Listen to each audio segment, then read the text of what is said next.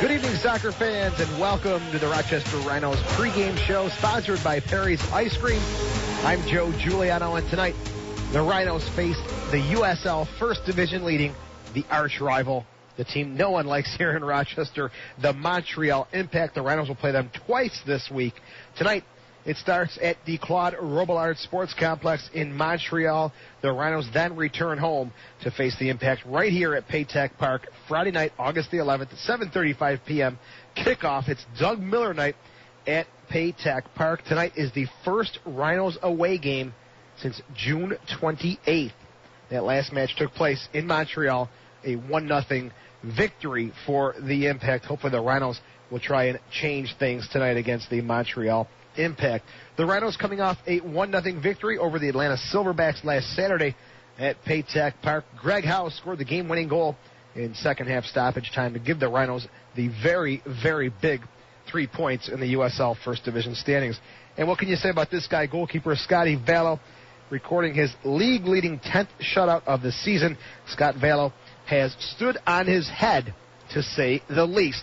So entering the game tonight, here's the situation. The Rhinos, their 9 wins, 2 losses, and 7 ties are good for 34 points. They stand tied for third in the USL First Division. They're 6 points behind the Montreal Impact. The Rhinos have given up only 14 goals this year. Guess who's given up the fewest? You know it.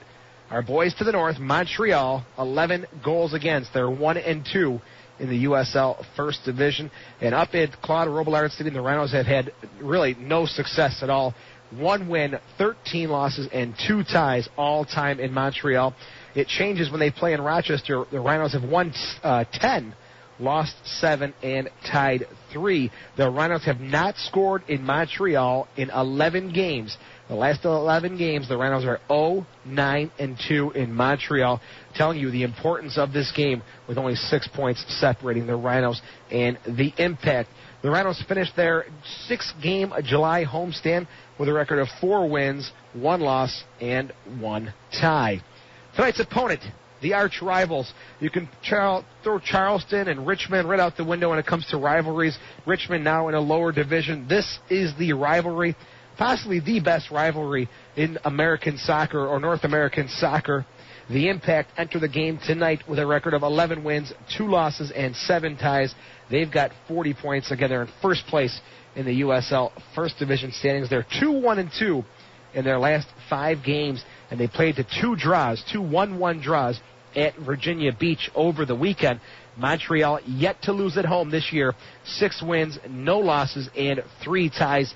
They're led by forward Mauricio Salas, who has registered 15 points through 18 games this season. And there was some talk about a trade involving Charles Becky or Connolly Adosian with regards to Mauricio Salas. But Salas, since then, has lit the place on fire. Becky, Adosian stay with the Rhinos, and Salas stays up in Montreal. Montreal's goalkeeper, Andrew Weber, he is tied for third in the First Division with 8 wins and tied for second in shutouts with 7. Weber leads the league in goals against average through 14 games, a .57 goals against average. Not bad when considering he's filling in for Greg Sutton, who's out with a fractured finger.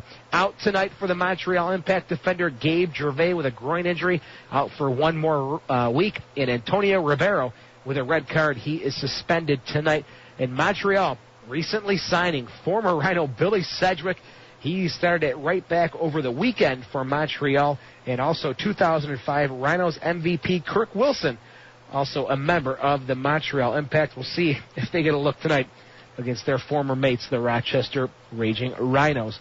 The Rhinos have met the Impact 36 times in team history. The Rochester's 11-20-5 all-time against the Impact, and they played 1 time in Rochester, a scoreless tie, and then June 28th, Montreal 1-0 over the Rhinos. When we come back, we'll speak with Soccer Sam. He is up at Claude Robillard Stadium in Montreal. You're listening to the Rhinos pregame show sponsored by Perry's Ice Cream on the Rhinos Broadcast Network.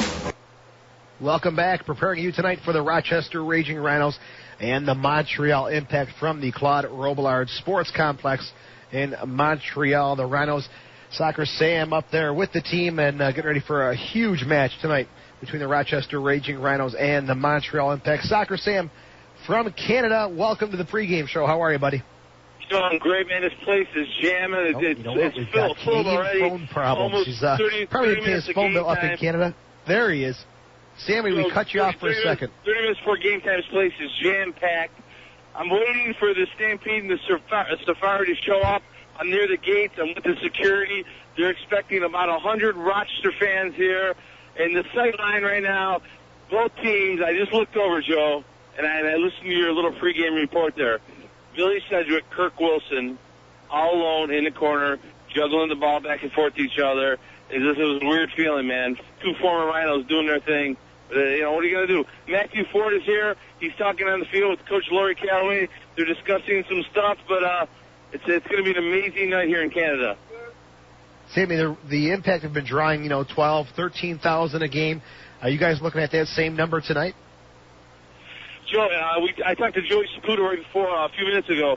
He says that ever since the Montreal No Impact went non-profit, they've made a lot of profit. What's going on here is that a lot of their sponsors, which are paying top-dollar sponsors now, that are interested in becoming sponsors because they're non-profit, they're doing it for a good reason. Each sponsorship group, each sponsor gets about 1,000 tickets. So what the Impact has done differently than they've done in the past, since the sponsor is paying for those tickets, they, as a corporation, as a group, make sure they get distributed. There's all kinds of different groups here, from church groups to teams. A lot of what the Rhinos have been doing for years, they're doing now here. The difference is that these sponsors are supporting this as a nonprofit. So in return, the Montreal Impact say, hey, you know what? We're going to give 1,000 tickets to the boys club. We're going to give 1,000 tickets to Camp Good Days. We're going to make sure they're there. And so the sponsor feels like he's really getting his money's worth, and these kids get to see great soccer. Unbelievable stuff going on in Montreal. The weather, it's a beautiful day here in Rochester up north. What are the conditions like? Beautiful, Joe. 75 degrees, clear skies. It's just beautiful. Not a cloud in the sky. A couple planes I just saw drive by, but it's a TV game here in Canada, so they got the camera guys all set up all over the place. Gervais definitely is not playing. They said he might have been questionable. I talked to someone earlier, but he's out there. It looks like he's still injured. And Sutton's taking some shots on net, so his finger must be healing. But Floyd Weber there, Andrew Floyd Weber, I think he's definitely going to be starting tonight. But it looks like I just saw Sutton just now just take a diving save, hitting that hand with the broken finger. So he's almost ready. He might be ready for Friday night in Rochester if he's not ready tonight. Tim, the Rhinos have had a bit of injuries there. We know Menyanger didn't make the trip, but also some updates on the Rhinos' injuries. Who's there? Maybe a couple players you know who are not in Montreal tonight.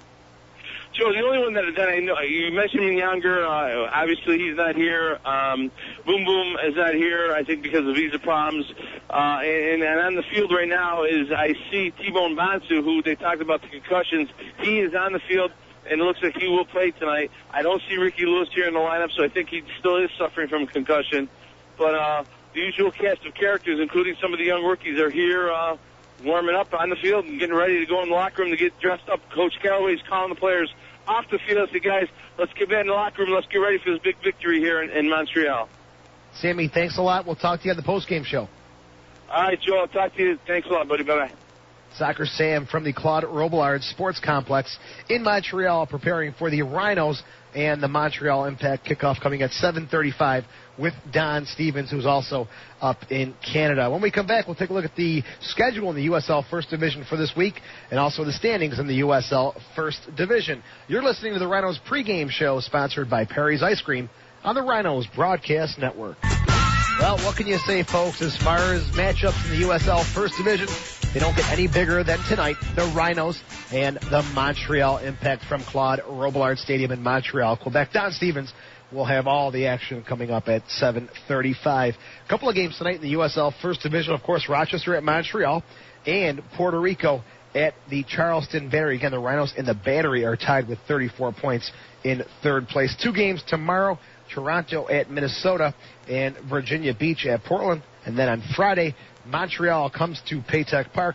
Virginia Beach goes to Seattle. Looking at the standings now in the USL First Division, the Impact, again, in first place by themselves with 40 points, followed by Vancouver with 35 points, Charleston and the Rhinos with 34 points, and then a little bit of a gap as Virginia Beach comes in with 29, Atlanta and Puerto Rico with 28.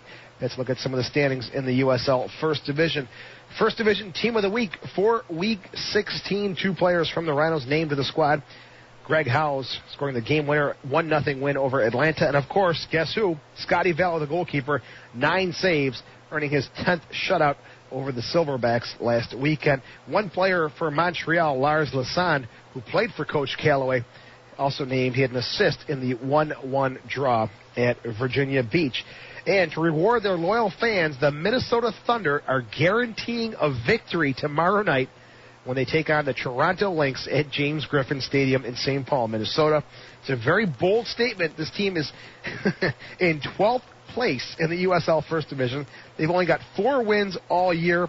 If the Thunder do not win, everyone in attendance gets a free ticket to be used at the games on August 13th or August 20th. Now, the August 13th game is against the Rochester Raging Rhinos. So, the Thunder guaranteeing victory tomorrow against Toronto. We'll see how that works out in the USL First Division. We'll take a break. When we come back, we'll take a look at the schedule in the U.S. Open Cup quarterfinal and talk about some teams from Spain traveling around the U.S. You are listening to the Rhinos pregame show, sponsored by Perry's Ice Cream on the Rhinos Broadcast Network.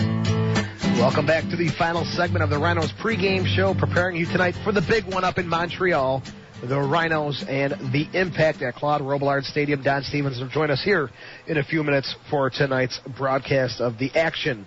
Looking at the U.S. Open Cup, they are now down to the quarterfinal stages. The Colorado Rapids will be playing at the L.A. Galaxy, FC Dallas at the Houston Dynamo, and the New York Red Bulls at D.C. United. The Revolution from New England, who knocked out the Rochester Raging Rhinos, will take on either the Kansas City Wizards or the Chicago Fire. KC plays at Chicago on Monday, August the 14th. And Diego Martinez scored a late goal to give Mexico's Chivas of Guadalajara a 1-1 tie with FC Barcelona on Sunday. A sellout crowd of 92,650 at LA's Coliseum. The attendance is the largest ever for a soccer game in the U.S. involving a club team. Ronaldinho, the 2-time FIFA Player of the Year, entered the game in the 46th minute to a loud ovation, accompanied by the popping, of course, of cameras in the huge crowd of over 92,000.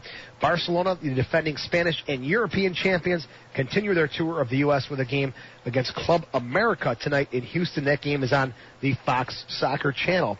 Also tonight, another huge team from Spain, Real Madrid, taking on Major League Soccer's D.C. United. That'll be at Quest Field in Seattle. Fewer than 7,000 tickets remain.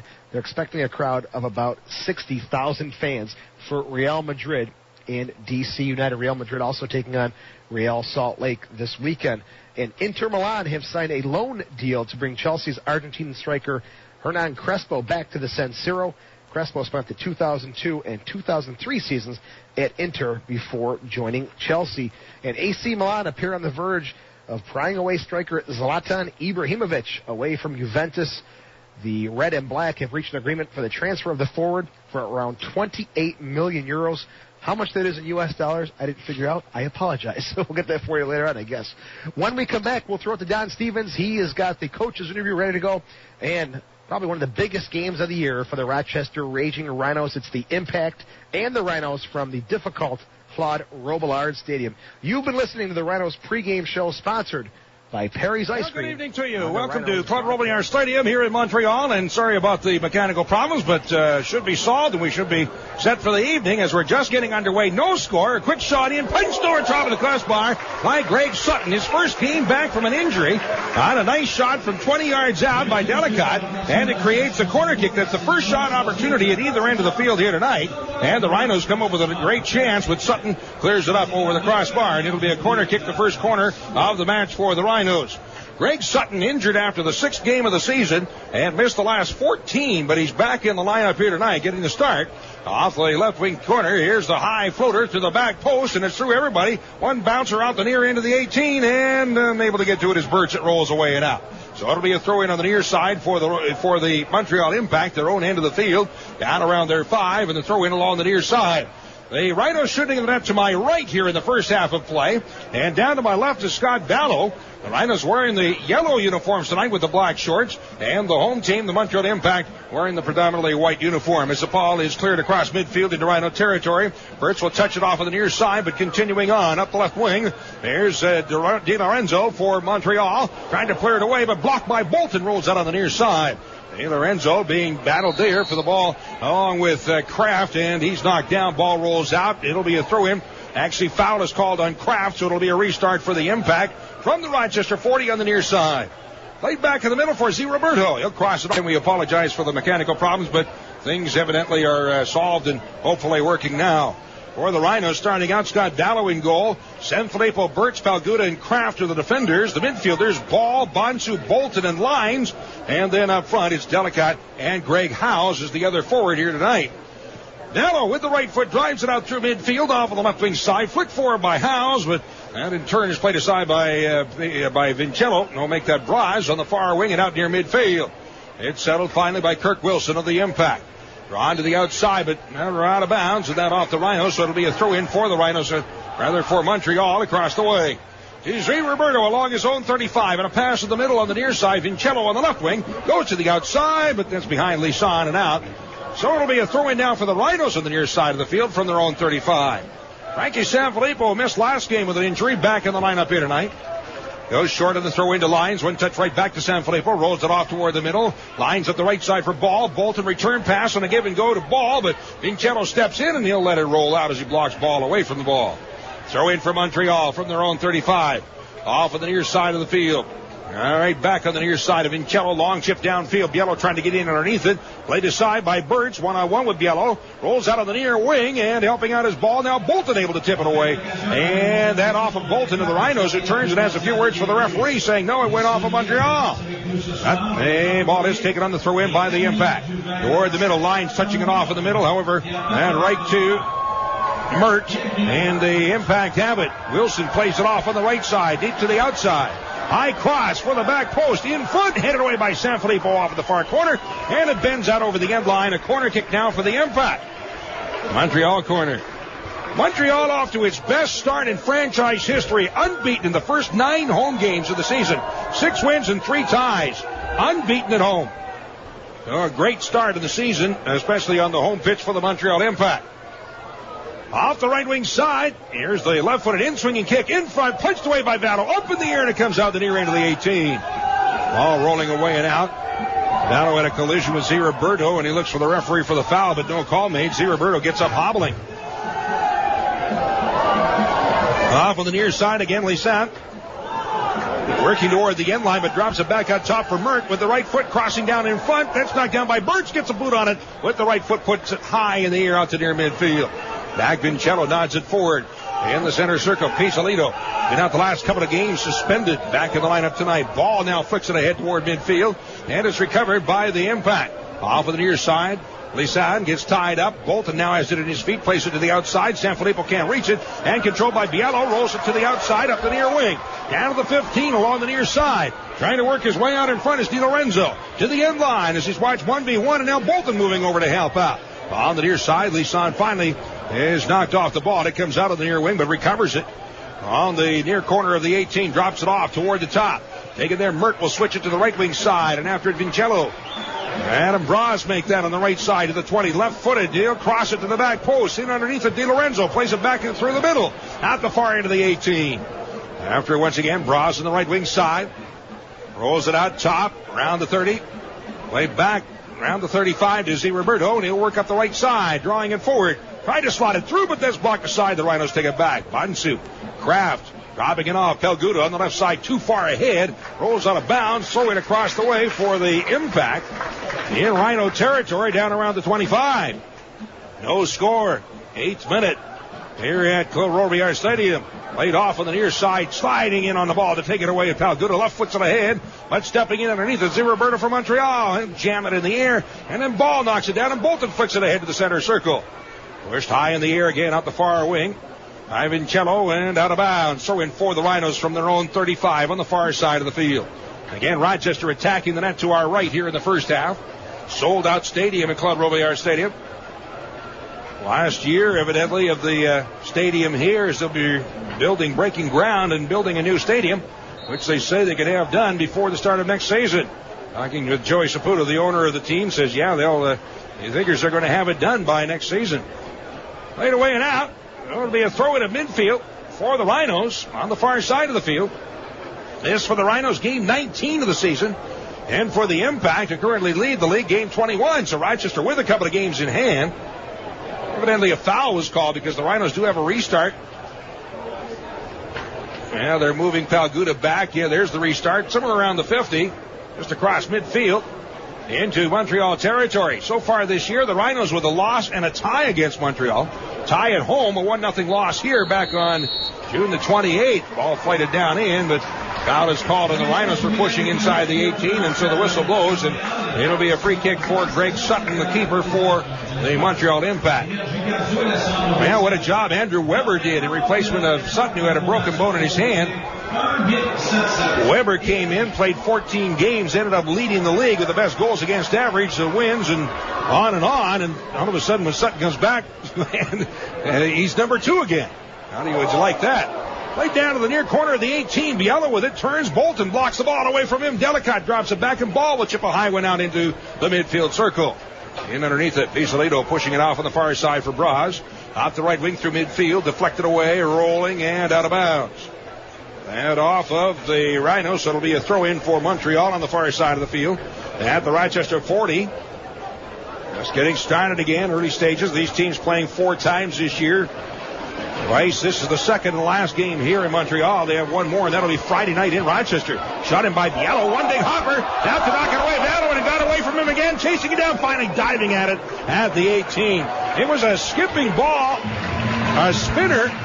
A knuckleball, if you will. Took a funny hop on Biello. He did block it as he was in front of it. Then it bounced off his chest out forward.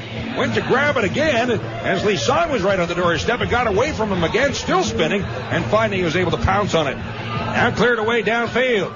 Back for the Impact. Jammed away on the near side as the ball is knocked down by Lisan. Rolls out, and the Rhinos will have it on the throw-in. Make that De Lorenzo to knock it out.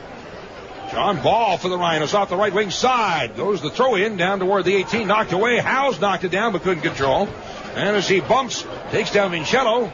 And play goes on as Howes has a few words for the referee. Out inside on the throw-in, inside the 18. That pops up in the air, headed away on the near wing. And with a left foot volleyed out to midfield. Salas, the leading scorer for the Impact, in underneath it. As he is able to bike it back over midfield. Rhinos in turn knock it the other way into Montreal's side. And then Z. Roberto puts it across midfield on the near wing. In underneath it is Di Lorenzo for the Impact. Down to the 20, to the 15. Chased by Sanfilippo. To the end line. Bolton coming in. He'll block it out over the end line. Nice job by the youngster Josh Bolton. His second start in USL First Division play. Did a great job last game and earned the start here again tonight.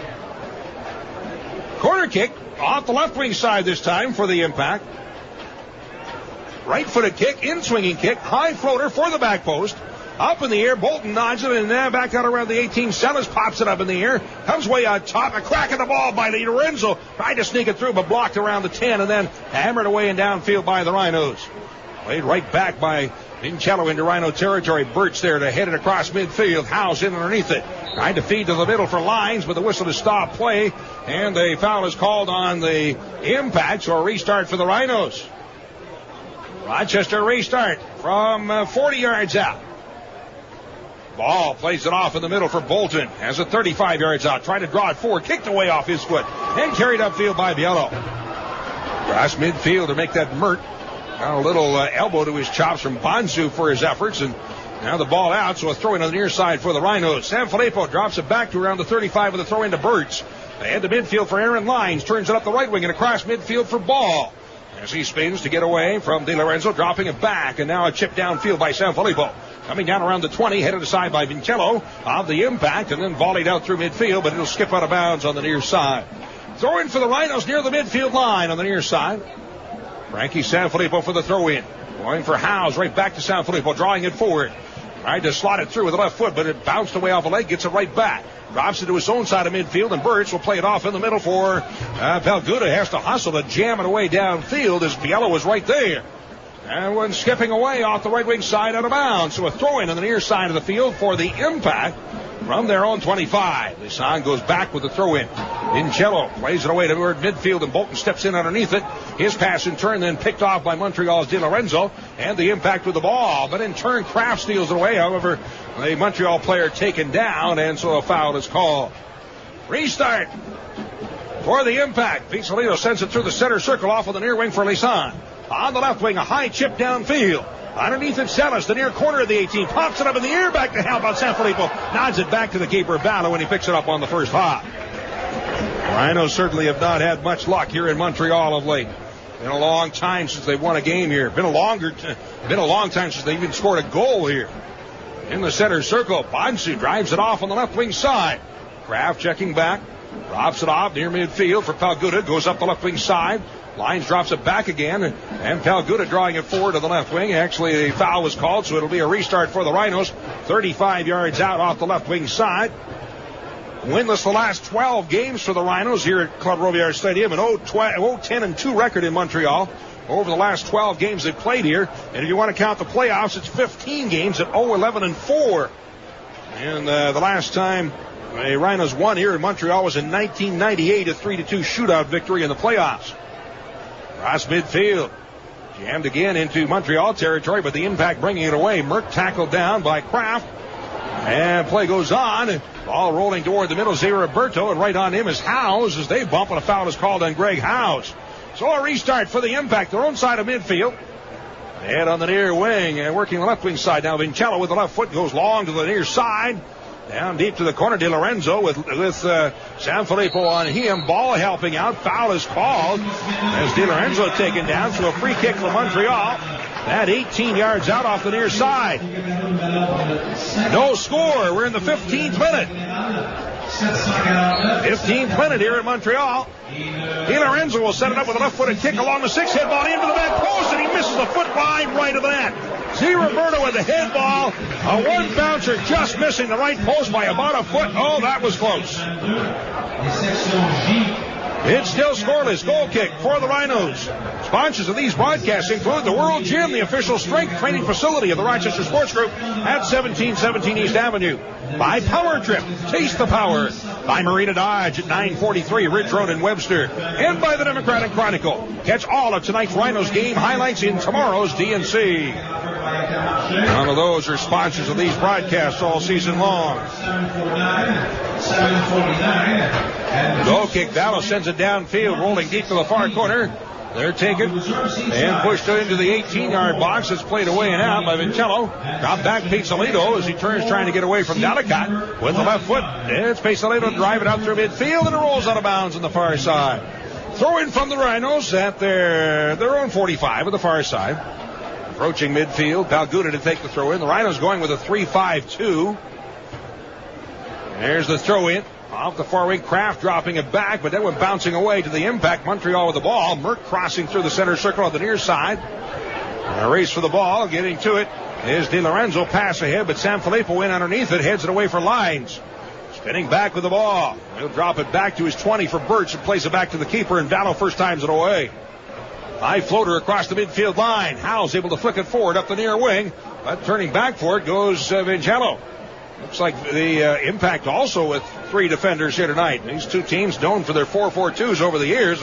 Both switched it up a little bit, it looks like, here this evening. On the right side, ball across midfield. Pass in the middle for Lines. Bounced away off his foot and recovered by the Impact. Off on the near side, out toward midfield. Lisan jams it away downfield and back toward Birch. Turns it to the outside to get away from Biello. Rolls it up the right side to around the 30 for Ball, and a pass toward the middle for Bolton. Drops it back again. Birch in the middle, Bolton, and along his 35, he'll play it off in the middle. Taken there by Sanfilippo. Turns it to his left along the 18, Palguda, but his pass deflected aside, almost taken away. Now it's loose, and Palguda gets it again. However, foul is called. 25 yards out on the Rhinos as Merck was taken down. So it'll be a restart, a free kick for Montreal, about 28 yards out, a little bit to the right of center. Dangerous spot right here, 18th minute from Montreal, no score.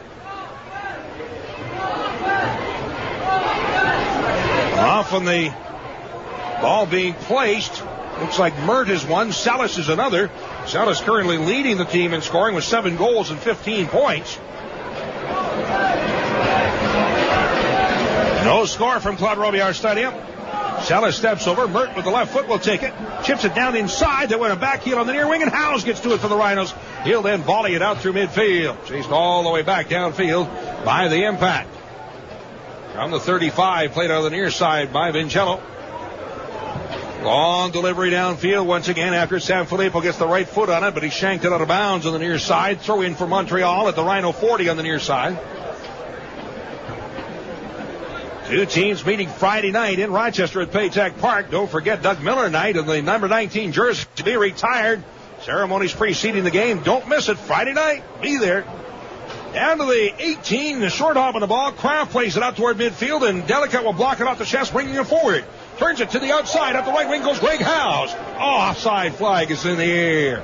Offside against the Rhinos. Howes on the right wing sprinted into the open. Just a step ahead. Vincello. He'll place the ball out around the 35. He gained a good 10 yards or 15 yards there anyway. Rolled it ahead. Lisan now drops it back in the middle for Pisolito. Again, Pisolito had been suspended the last couple of games, but back in the lineup here tonight. They do have one player out suspended, Ribeiro.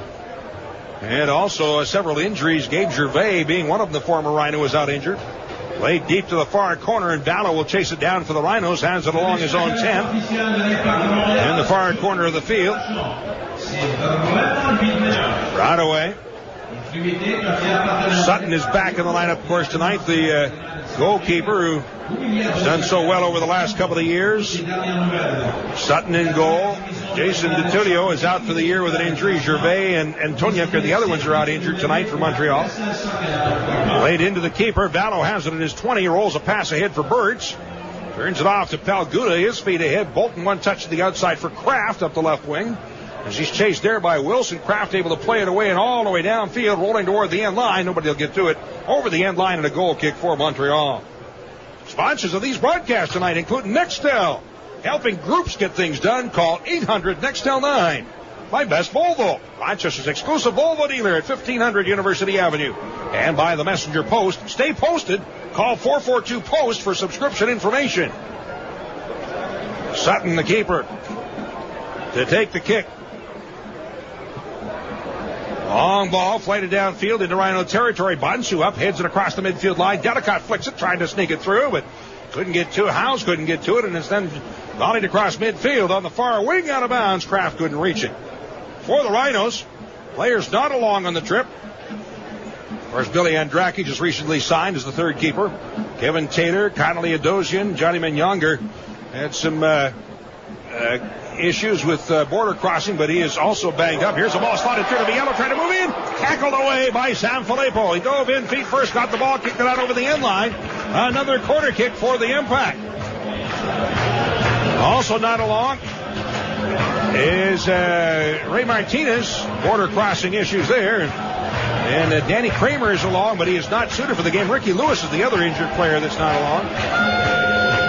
Corner kick out the right wing side, flighted down inside, knocked down along the 6, headed away, popped up in the air by Bolton out the near side, and he'll get to it first at the near corner. Able to volley it ahead, Lines chasing after it. And a race with Vincello, and Vincello blocks Lines. The ball rolls out, so a throw in for the Impact on the near side of the field, just across midfield. Lisan with the throw into Biello on the near wing. That's off his foot and off of the Rhinos and out, off of Sanfilippo, tipped it away, so it'll be a throw-in once again about the same spot for the Impact. Wilson tried to turn it but couldn't. It's then kicked away downfield by Ball and played all the way back to the keeper.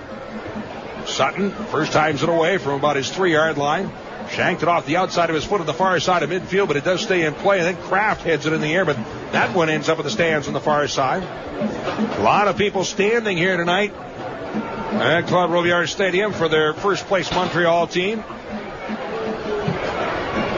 Rhinos and the Impact, third meeting. Last time the Rhinos will be here in the regular season this year. Laid away downfield, Sanfilippo nods it up the near wing. In underneath it, Lines one touch to Bolton to the outside for Ball, and then he'll chip it across midfield. Vincello getting to it in the center circle, came up with a boot right into the forehead. It looks like Bonsu, and a foul is called. Bonsu's all right. It's a quick restart by the Rhinos. Off on the left wing side. Bolton for Kraft. He'll cross it down inside the 18. Headed by Howes, but way up in the air. And it's off to the right side wide of the net. So the Rhinos get a crack at it, but put it way high and wide. After not there, it's 23 minutes into the match. We're in the 23rd minute and no score here in Montreal. Goal kick for the Impact. Sutton, the keeper, placing the ball at the 6 with the right foot, drives it out through midfield. The floater coming down around the Rochester 40. And it's flicked ahead. Bolton is pushed, and in behind goes Biello. At the near end of the 18, trying to sneak it through, turns back to the right side, across down along the 6 to Sellis. His ball in, but he flicked it up over top of the crossbar by about 2 feet. Sellis gets the shot away. On the cross from Biello, flicked it in, but it was 2 feet high. So goal kick for Battle. Rhino keeper will place the ball for the goal kick. Well, what a huge 2 games this is. Right now, Montreal leading Rochester by 6 points. The Impact with 40 and Rochester with 34. If Rochester was somehow able to come through with a couple of wins in these 2 games tonight and Friday, they'd be tied for first place. But on the other hand, if Montreal, now we have a collision and a foul is being called and the yellow card is being issued to Howes. Howes is being given a yellow card here in the 24th minute. Greg Howes in his very physical play. As I was saying, if Montreal was to win both of these games, all of a sudden they would have 46 points and the Rhinos would have 34. That'd be 12 points. So there's the 3 points or 6 points per game swing. What a 2-game series this is. Of course, the other idea is that, well, each team win once and it won and it remains the same. But it's just a huge series tonight and Friday night between these 2 teams. Booted away and out of bounds on the far side once again. Another throw in up the far side for the Impact. Yellow along the 20 plays it to the outside, up the right wing to the end line, but off of Talguda, out over the end line. Another corner kick for the Impact. You're on the new Fickle 93.3 FM, WFKL Fairport, proudly an Entercom communication station. The new Fickle 93.3 FM. September 18th. Corner kick. That's the sound right wing of side. 9,500 people eagerly. In-swinging kick low in the box, headed up in the air, comes out the near end, and chased down. Spinning, stepping over it, Lisson. Bolton on him as the end line. Bolton still battling. Lisson does get across, but that one from the 6 headed away and out top. A crack of the ball by Wilson. Puts it in, missing the left post by about 5 or 6 feet. Former Rhino Kirk Wilson picks it out of midair and got the shot away, but way wide. So now, here in Montreal, the former Rhinos include Gabe Gervais, who's out injured tonight. Kirk Wilson is playing right now. Mauro Biello is playing right now. And the other one, Billy Sedgwick, is on the bench. Did play the last couple of games for this Montreal team as they played 2 games last weekend in Virginia Beach. A regularly scheduled game and a makeup game. Played both the same weekend and both ended up in 1-goal ties. That's played by Pisolito back to the keeper. Lines chasing, but Sutton with the left foot drives it away on the near side out toward midfield. Ball getting to it. Able to touch it ahead. Howes is blocked off the ball, then it's headed away and out, so it'll be a throw-in on the near side of the field for the Rhinos. Ball with the throw-in. Short to Bolton, right back to the outside for Sanfilippo. Pass off the foot of Roberto and out. Throw it on the near side once again for the Rhinos, about the same spot. Ball there to take the throw-in. Goes into the box. Howes hits it to the outside. Lines up the right wing. Deep in the right wing corner. From around the 2. Switches. Trying to not make it through, but the ball is blocked. And then a foul is called as Lines grabbed onto the arm. And so it'll be a restart for the Impact. Deep in the corner out the left wing side. Moving over is Sutton, the keeper, to take the kick.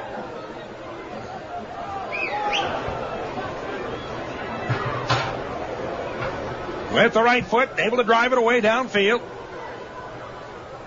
Headed away by Sanfilippo toward midfield. Roberto and turn volley that one in the air, coming down around the Rochester 35, nodded forward and down inside the 18, chased after the far end of the box by Kraft. His pass snuck through to midfield and up with it Lines. On the left wing side, approaching midfield, gets bumped, the ball got away from him, rolled out of bounds. So a throw in at the midfield line on the far side for the Impact. It's Montreal trying to roll the ball along the midfield line in the middle. A whistle blows as once again Sellis of the Impact down on the pitch, so foul is called on the Rhinos. And another restart for the Impact right at the midfield line on the far side. Pizzolatto with the right foot. Switching to the near end of the field, side of the field for Lisan. As he drops it off, moving in DiLorenzo, but gets turned off the ball by Bolton. His pass then is in turn picked off by Montreal. See, Roberto has it. 35 yards out, working toward the middle, watched by Lyons. And now across to the outside. And moving up on the right wing is Bras, able to tip the ball deep to the corner. As he's watched with Kraft, 1v1, sneaks it through, but then it's covered up again, rolled to the outside. That off the leg of Bras and out of bounds in the far corner. Throw in for the Rhinos. From around their own 10 off on the far side. Rhinos will leave it there, and Kenny Birch will move over for the throw-in. He'll probably try and get some distance as best he can on the throw-in. Of course, he's got the long bomb. He'll put it as far out toward midfield as possible. Takes a couple of steps. Here comes the long throw-in. He almost reached the midfield line. Head for Howes. As he gets spun around, able to play it up the left wing side. It's passed off in the middle. Nobody there for the Rhinos, and back and recovered by Montreal. Son helping out. Drops it off in the middle. Taken by Vincello. He'll switch it to the right wing side for Pizzolatto. As he turns, looking to get away from Howes, drops it back to his 18 once again for Vincello. Howes pressuring, and Vincello has to hustle it away, plays it through midfield. Handed by Birch into the center circle. Popped up in the air by Roberto of Montreal, and then played to the outside of the near wing. Ball in underneath him, a block for by Celis. Make that Lisan up the left wing, looking to sneak the ball through to Biella with the near end of the 18. Turns it to the outside again. DiLorenzo's cross. Down along the 18. As the ball is up in the air, comes off on the near side, and going down, Celis. Looked like he took a funny step and sort of jarred his left knee. Gets up and he's all right. After he went down, he was not touched. DiLorenzo with a throw-in on the near side from the Rochester 25. He goes to the corner for Celis. On the end line with the left foot, spins with a cross, high through the 6. But on the far side, as now the whistle blows, a foul is called on Celis, and so it'll be a free kick for the Rhinos. Rochester will have the kick. Or did the ball go out? Well, it looked like he indicated a foul, but now Sanfilippo's lining up for the throw-in. From their own 15 on the near side of the field, it's the 30th minute now in Montreal, and no score. Ellicott looking for the flick, but missed on it, and the ball is picked up again by Montreal. Near side, 35 yards out. Roberto along the line for DiLorenzo. Ball tugs at him, but DiLorenzo gets away, trying to cross in front, but puts it up over top of the net and out of play over the end line. Sponsors of these broadcasts tonight include Connolly Printing, the official printer for the Rhinos, at 426-4150 is the number to call. Time Warner, get all-in-one digital cable, digital phone, and Roadrunner. One package, save hundreds. Also by Health Source Chiropractic, online at healthsourcechiropractic.com. Your partners in complete health. Talk to Dr. Donald Dudley. Righted through midfield into Montreal territory, then nodded into the center circle. Lyons tackles it through, and somebody came down on top of him. But it is the Montreal player that's down on the field. The whistle is blown and a foul is called on Lyons. That's Mert down. Well, Lyons slid in on the ball. He tackled the ball. And then Mert came in behind him and ended up sprawling out over top of him. Well, I don't know where you get a foul out of that. But anyway, restart going to Montreal. Switched off on the far side of the field, but the whistle to stop play. And it's going to go the other way. The Rhinos will have the ball. No score. Speaking of no scoring, I was going to tell you when the last time the Rhinos picked up a goal here in Montreal. Have not scored a goal in the last 14 games in Montreal. Back on July 23rd of the year 2000, the Rhinos did score in a 3-1 loss. It's been a while since the Rhinos have even scored a goal here. Now they're able to play it away long downfield. Handed up in the air by Pizzolatto, then nodded toward midfield. That's headed aside by Bansu, back across midfield to his own side of midfield. Calguda with the left foot. Put it, but deflected off the leg of Celis downfield, still rolling to the end line, and finally it's out. Throw in from the Rhinos at their own 20. Played on a return pass to Calguda with the right foot. Able to clear it out to midfield for Delicate. Rolls it off, ball dropping it back. Bolton to the outside of the near wing, catching up Sanfilippo. And he caught his cleats in the turf and went down. Nobody around. He just stumbled and went down forward. All right, on the turnover, throw in for the impact. Drop back on their own side of midfield of Vincello. Great pace in this game. There's just no stoppage at all. Head to the midfield circle. Roberto settles it there. To the outside of the right wing. Rod forward by the impact. Turn to the outside. Trying to drop it back in the middle. Once again on the far wing, and a pass toward the midfield circle for Roberto. Burns trying to get away from Bolton. has it at the midfield line. Roberto drops it to his own side of midfield. Pisolito now long switch to the left wing side for Lisan underneath the ball, but that's out of bounds. A little bit too much flight on the ball. So a throw in on the near side. Well, the boos you hear is that I suppose be the Stampede, the Rochester fan club coming into the pitch and walking along and waving the flags and so on, heading down to the end of the field down here. And the Montreal fans letting them know they don't really care for him. So a grand entry. I'm assuming that's the Stampede. Ball played away, but whistle blows. Foul called on Montreal. Quick restart for the Rhinos. In the middle. Center circle. Palguda to Bunch, who turns it right back to Palguda. Moving up the left wing side and turns it to the outside of midfield for Kraft. As he's being bumped around there, the ball rolls away out of bounds off of Montreal. Throw in for the Rhinos at midfield. Palguda will take the restart. 34th minute, no score. Ball dropped back in the middle. Sanfilippo turns it to the outside. Palguda up the left wing. Approaching midfield. Feet ahead, Bansu tips it in the air. Lines in underneath it, but bumped. Still maintains control, and now Bansu slots it through, but that's throwing inside the 18, and out to pick it up in the far corner of the 18 is Sutton. Well, the Montreal keeper with the ball. Takes a look downfield. Waiting for the players to move away. Nan rolls it away and out of the box. With the right foot. Drives a floater through midfield. Coming down to the Rochester 30. Up in the air. Bert's able to block it aside, but that one loose is picked up again by Montreal. Mert on the right side. Drawing it forward to the 30. Trying to slot it through to Biello. Pass ahead 20 yards out. Taken away by Kraft. And a 1v1. And then Bert's able to play it forward.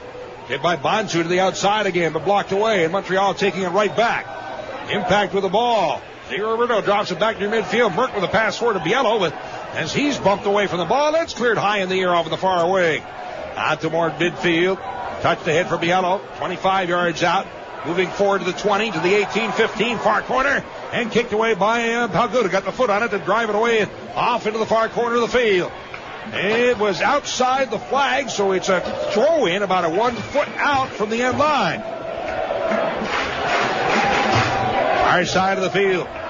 The throw in to the far end of the 18. Biello plays it back to the outside. Left-footed cross down along the 6. Headed away by Bertson off on the near side. Getting to it first. Lisan for the impact. Off the left wing to the near end of the 18. Here's a high chip down inside the 6. Up in the air. The ball played out over the end line. They got tangled up. Bolton and Sellis in the middle of the box. Fans want a foul, but don't get it. So a goal kick for the Rhinos. And Dallo placing the ball at his 6. Still no score for Montreal. Dallo with the right foot. Standing room only here tonight in Montreal. At both ends of the field. They're inside the fence across the way where the general admission seating is. And they're all sitting in front of the fence, inside around the outside of the running track.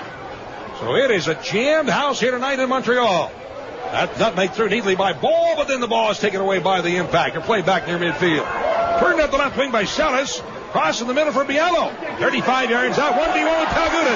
Biello trying to break through. Moving in. Shot roller. Wide left out over the end line. Biello going for the back post. Puts it way wide left and out over the end line.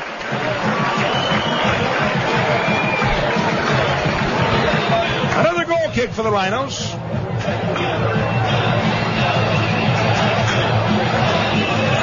Dallo placing the ball. He'll bring it away with the right foot coming in tonight. Dallo tied for the league lead with 9 wins this season. Leads the league with 10 shutouts.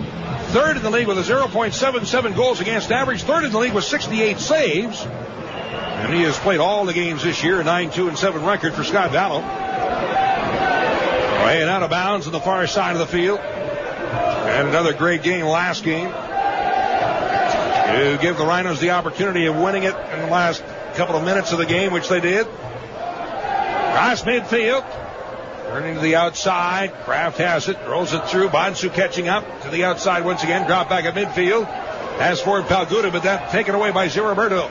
Approaching midfield. Tackled away by Bansu, but laying at the midfield line and continuing on up the right wing is Braz. Being chased by Delicott. Ball rolls Bolton. No, foul. No, the ball was out. Off of the Rhinos on the far side. Or was it a foul? Evidently, was a foul was called. Some argument as to what's going on, but evidently the ball is placed. It'll be a foul and free kick for the Impact. 30 yards out off the right wing side. Mert, left-footed kicker, will in-swing it. Serves it up, down inside. Ball bouncing in, and skips wide to the left post. The back posted out over the end line. Couple of bounces missing wide to the left side. So another goal kick for the Rhinos. Now the 39th minute and scoreless here in Montreal. Battle backing up on the ball.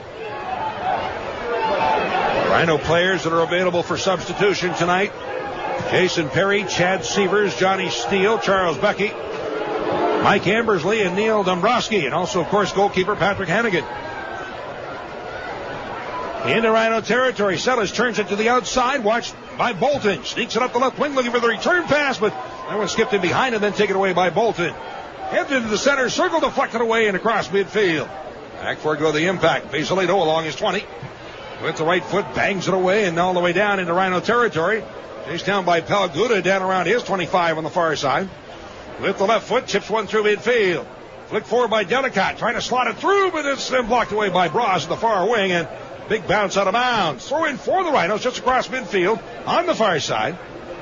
Be taken by Kraft on the throw in as he goes short to House to the outside. Tried to nutmeg it through, but that's blocked and carried away by the Impact. In the middle, Bolton coming back in turn, able to tip it aside. Rhinos regain control. Midfield, Kraft after it. Drops it off. Palguda with a left foot drives it through midfield. That turned away and carried off by the Impact. Through the center circle, pass ahead.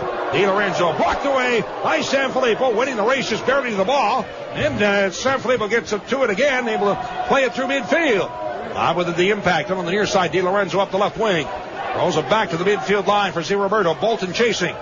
Roberto from 40 yards out. Looking to slot it through. Gives it off to Wilson. In the middle of the 25. Sneaks it off to his left. Sellis with the right foot. The shot blocked away by Ball and recovered by the Rhinos. Lines with a pass ahead for Howes. Tried to tip it in the middle, but then knocked away by Mert. And drives it all the way down in his own end of the field. Turning back for it. Pizzolito picks it up at his 18. Off in the corner. Spins it up the right side. Then drop back again inside the box. Sutton will first time it away on the near wing for Lisan, and he'll drop it back in the middle for Vincello. At the left foot, Vincello watched by Howes. He'll pull it off into the middle of the field, then turn it to his right for Pizzolito. Drawing it forward, long chip up the right side. Off in the far wing, ball settled. Trying to bring it toward the middle. Looking to sneak it through, but can't, and then it's hammered away by Sanfilippo, bouncing out around the 30, but recovered by Montreal. Salas on the near side, giving it off to Lisan. Drops it for Roberto, driving forward to the 20, pass in the middle, but booted away out the near end of the 18, and in underneath it is Di Lorenzo. Watched by Ball. Has it 10 yards out, switch to the right foot, and his cross through the 6 out the far side. Blown into the end line, it's over the end line, and a goal kick for the Rhinos. Other sponsors of these broadcasts tonight includes Weigel's, the official hot dog at Paytech Park. By Cintas, the service professionals. Discover what Cintas can do for you. And by the Hero East Athletic Club on the web at heroeast.com. Battle waits for the players to move downfield. Fights it through midfield. Delicott pushed from behind, but no foul is called, and the ball pushed off on the far side.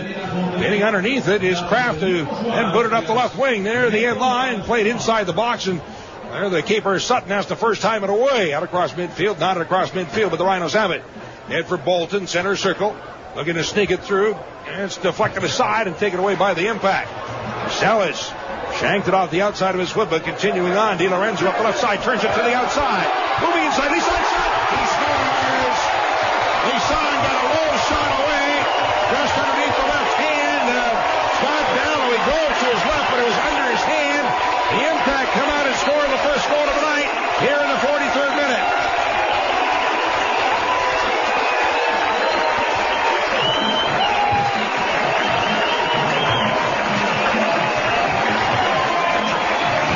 With his team-leading 8th goal of the year. Gives him 17 points on the season. Mauricio Celis, the 28-year-old from Brazil.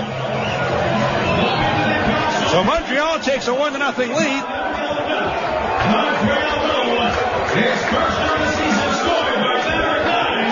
Oh, wait a minute. Lisan gets the goal.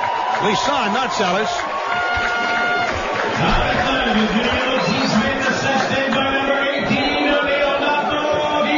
Di Lorenzo with the assist. Yeah, so Celis did not get the goal. The goal was scored by Lisan, his first of the year. So now the Rhinos trailing 1-0 and the ball out of midfield. After it, Birch dropping it off of the middle for Bansu. With the right foot, switching to the outside in the far wing. That's underneath the left foot, but skips out of bounds. Montreal will turn it over, and so the Rhinos will have a throw it on the far side of the field. Near midfield. 1-0 lead for the Impact. Flick forward by Dudicott. Off the far wing, trying to get in underneath it. Kraft, as he's blocked away, the ball and is volleyed out toward midfield. Checking back Celis, but got away from him. Bolton boots it in the air, and then up in the air, heads it forward. Up in the air again it goes, coming down around the 25, and a foul is called as Hounds took down the defender, Vincello. So free kick for Montreal from their own 30. We're now in the 44th minute of a 1-0 lead for the Impact. Pizzolatto will take the kick. He waits for the players to move away and downfield. Right it away, down into Rhino territory, around the 20 in. Palguda heads it aside, moving forward. Mert blocked it down inside the 18. Bansu is taken down. A foul is called, and we'll have the free kick for the Rhinos. Scott Dallow will take the kick from about his own cutout bar on the 15. And he's going to walk forward a couple more yards, about the 17, to take the kick. Sends it away downfield. Headed in the air. That's in turn played aside. Lines in underneath it.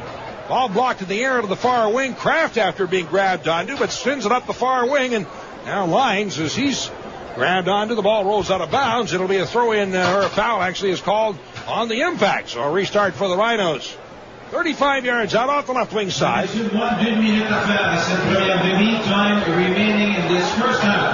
No, they have turned it over. It's not a foul. It is a throw-in. So it was right the first time around. We're in stoppage time. 1 minute of additional time. Here's the throw-in down inside. Floater coming down around the 10 and then misbiked away by Mert out near midfield. Off on the near side, Sanfilippo in underneath it. Chips a high floater down inside. That's headed away and out again. Di Lorenzo and his bicycle kick out around the 35, settled by Bansu. Slots it through, turning to his left line, but it got away from him. Couldn't control and take it back by Wilson of the Impact. Off the right side, sends a long one downfield. Biello after it.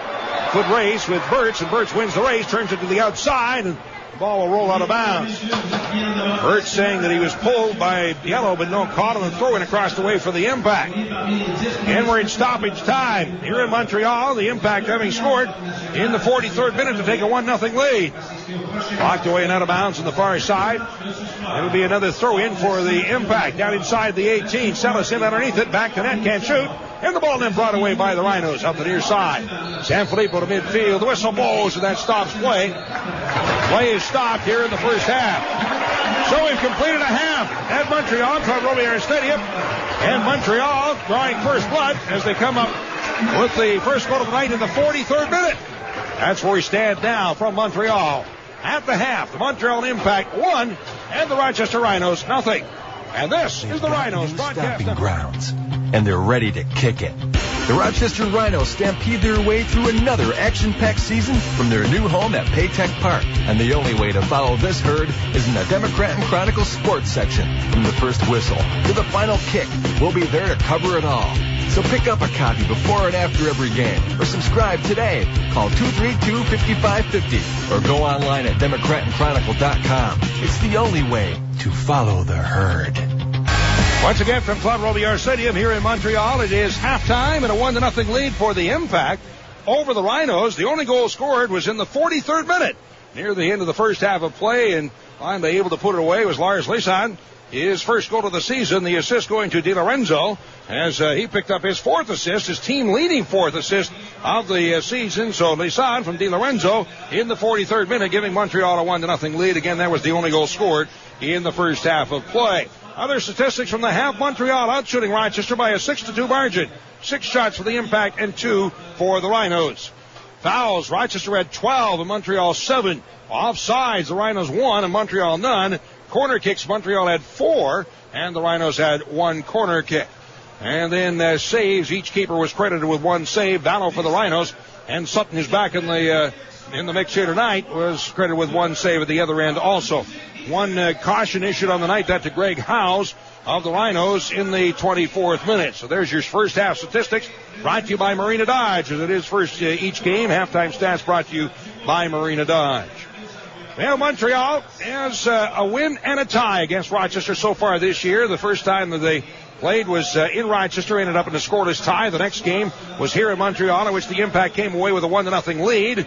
They're trying to make it 3 games this year unbeaten against the Rhinos. In fact, they're trying to continue their best ever start in franchise history here in Montreal, as they've gone the first 9 games of the season undefeated. 6 wins and 3 ties coming into the night for Montreal, and they're on their way of trying to make it number 10 with a 1-0 halftime lead. We'll continue in a moment from Montreal again at the half. It's the Impact 1 and the Rhinos nothing. And this is the Rhinos Broadcast Network. Cheering on your Rhinos is even more fun with a group of friends, teammates, family, or coworkers. Group rates are available for parties of 10 or more. Groups will sit together, and your group name will be displayed on the video board. We also have special catering packages available for groups. If you're interested in booking a group outing, call 454-KICK. For more information, log on to rhinosoccer.com. Tonight at Claude Robillard Stadium in Montreal, we're at the half, and it's a 1-0 lead for the Impact over the Rhinos through 1 half of play. Time now for the intermission interview brought to you by Connolly Printing.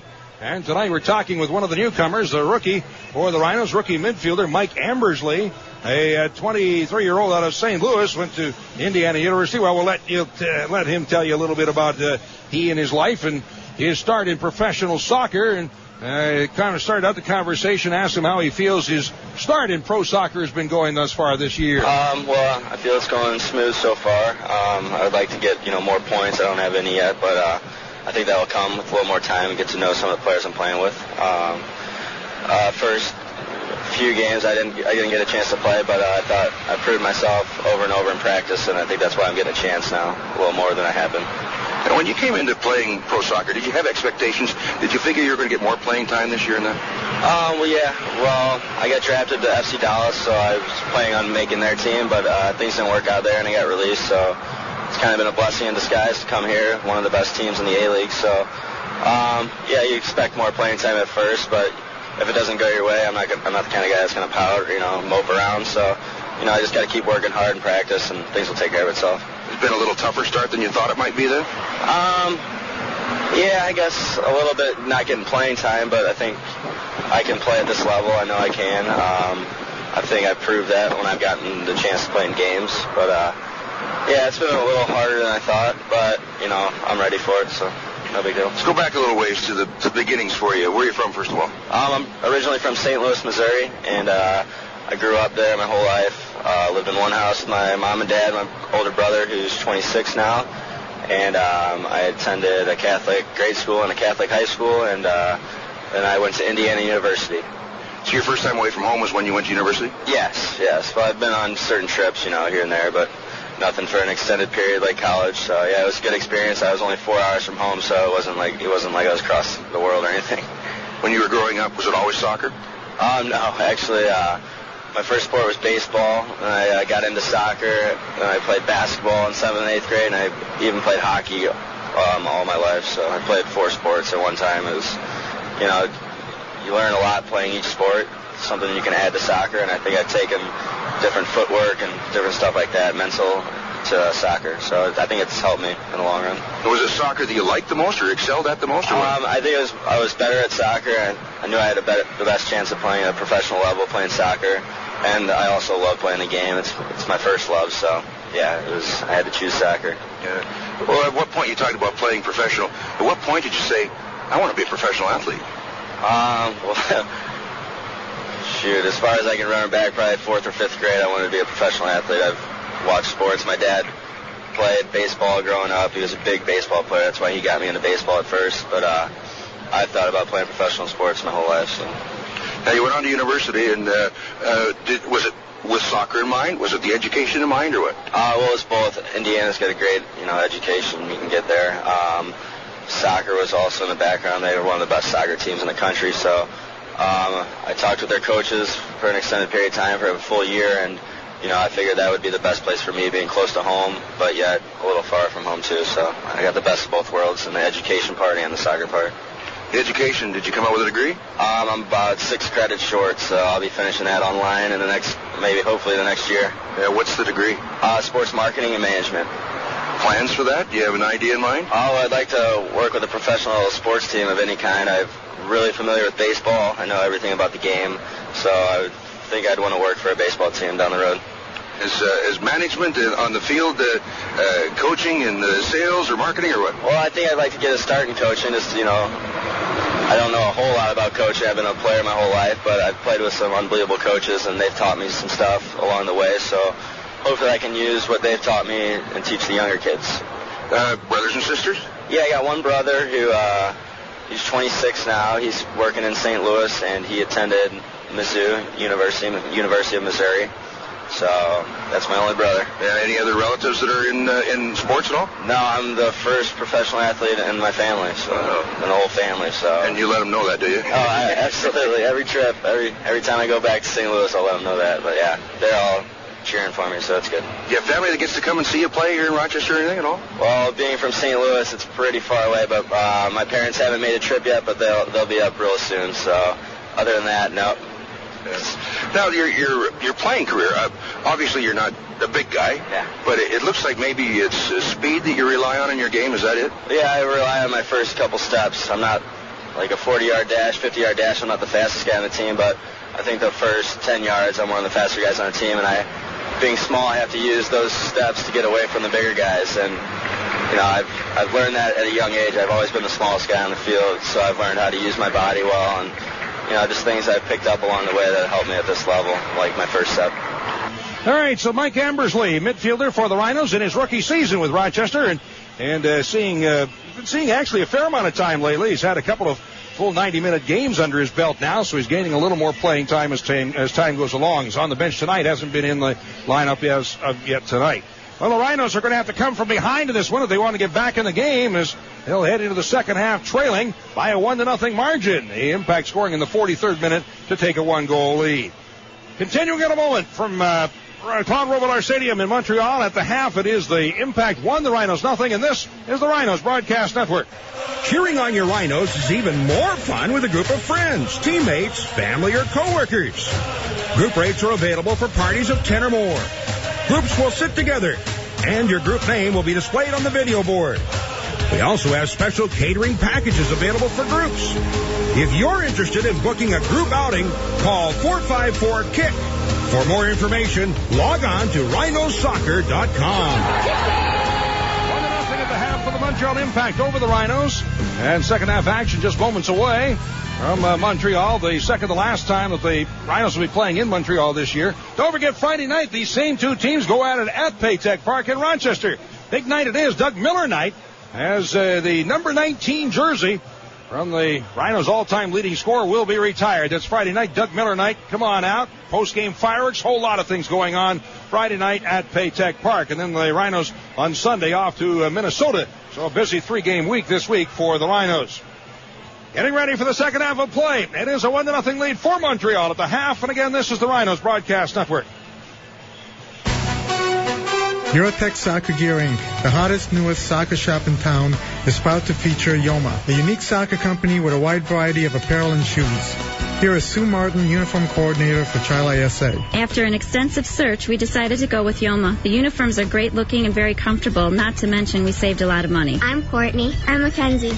We love our Yoma uniforms. They are really cool. I'm Mike. As a goalie, I want comfort and protection, and Yoma Goalie Kit gives me all that. I'm Josh. The Jomas are the most comfortable uniform I ever played in. Yoma, the official supplier to the 2006 Rochester Raging Rhinos. I'm Charles Bakey of the Rochester Raging Rhinos. When I put my Joma shoes on, I turn my passion into performance. Eurotech Soccer Gear Inc., inside the Rochester Sports Garden. Yoma is exclusively sold at Eurotech Soccer Gear Incorporated, 1460 East China Road, inside the Rochester Sports Garden. Mom, let's go to Eurotech.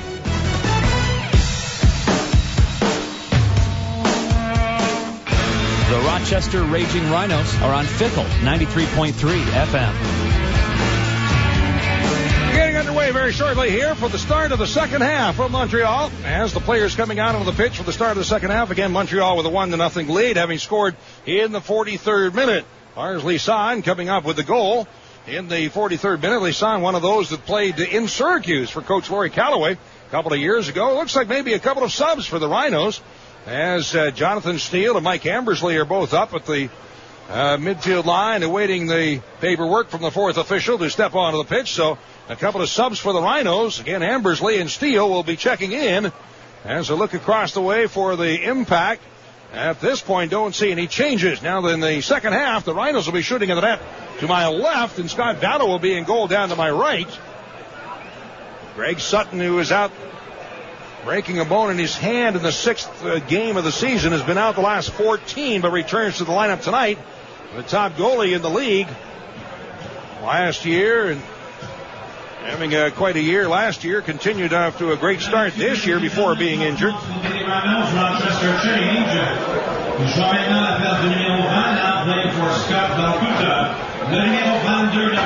So Ambersley is in place of Palguda.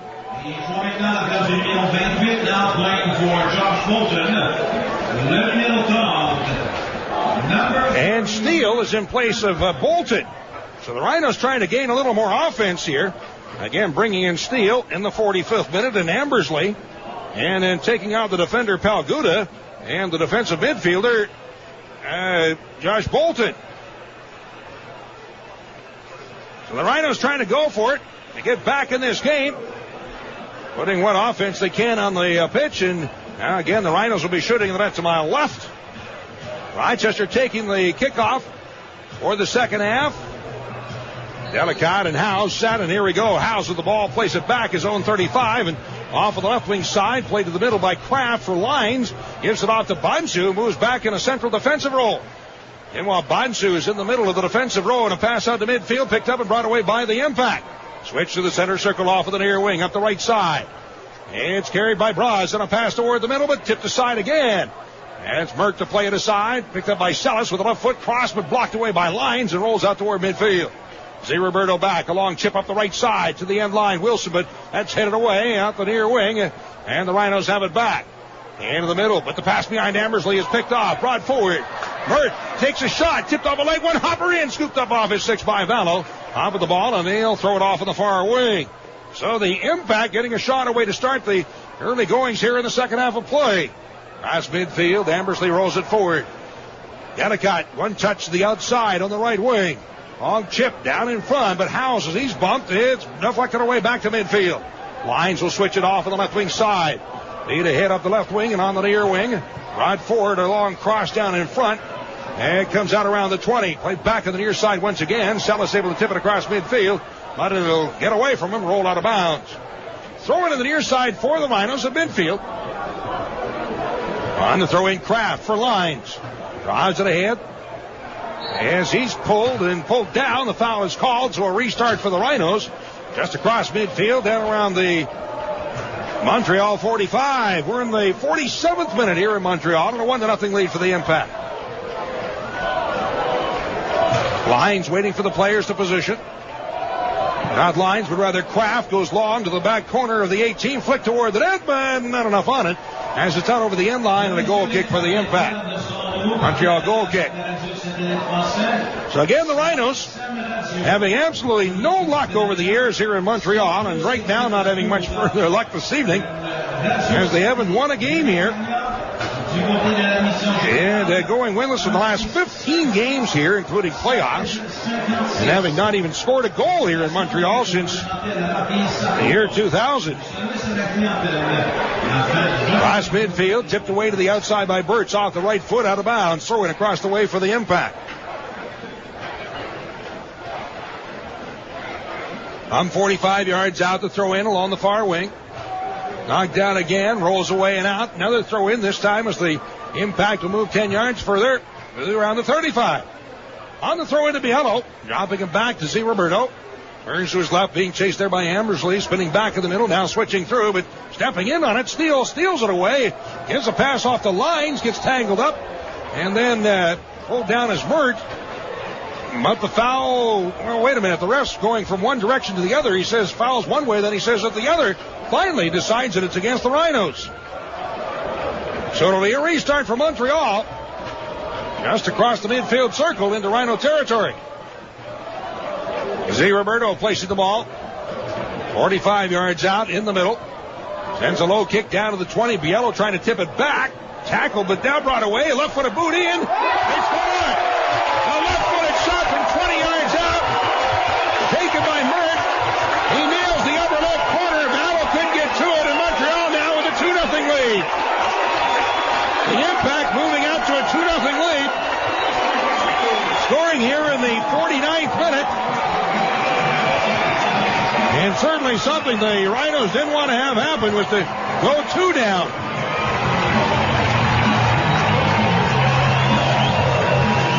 It was a sitter. I believe it's Mert to get the goal. Or is it Di Lorenzo? Might be Di Lorenzo. There I see his number. Di Lorenzo, I think, was the one to get the goal. Here's the announcement on the goal.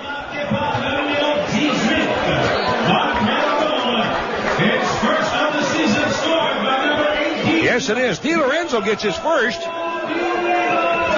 And he assisted on the first goal, so Di Lorenzo's having a big night with a goal and an assist.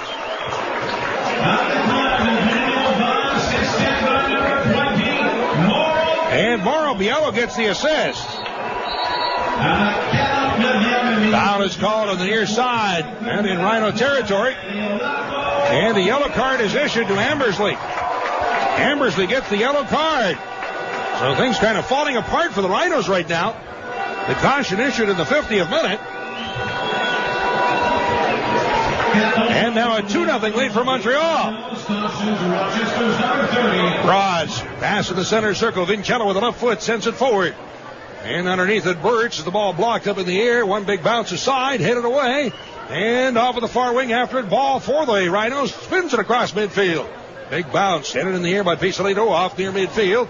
Stepping in underneath it. Line's able to push it forward and in the middle. And to the outside, up the left wing. Here come the Rhinos on the left side. Johnny Steele. Cross down inside, but is booted up in the air and over top of the crossbar. That off of Vincello. It'll create the corner kick for the Rhinos. Rochester corner. Had one in the first half, now one here in the second. And the corner kick off the right wing side.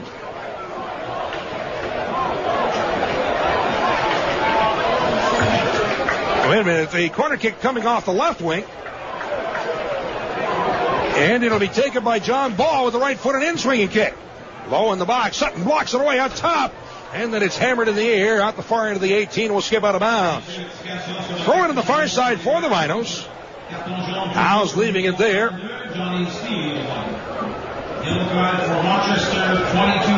Steele also issued the yellow card. Down inside. Flighted through to the back post, and it's out over the end line. So another yellow issued to the Rhinos here in the 51st minute to Steele. And a corner kick once again, this time off the left wing side for the Rhinos.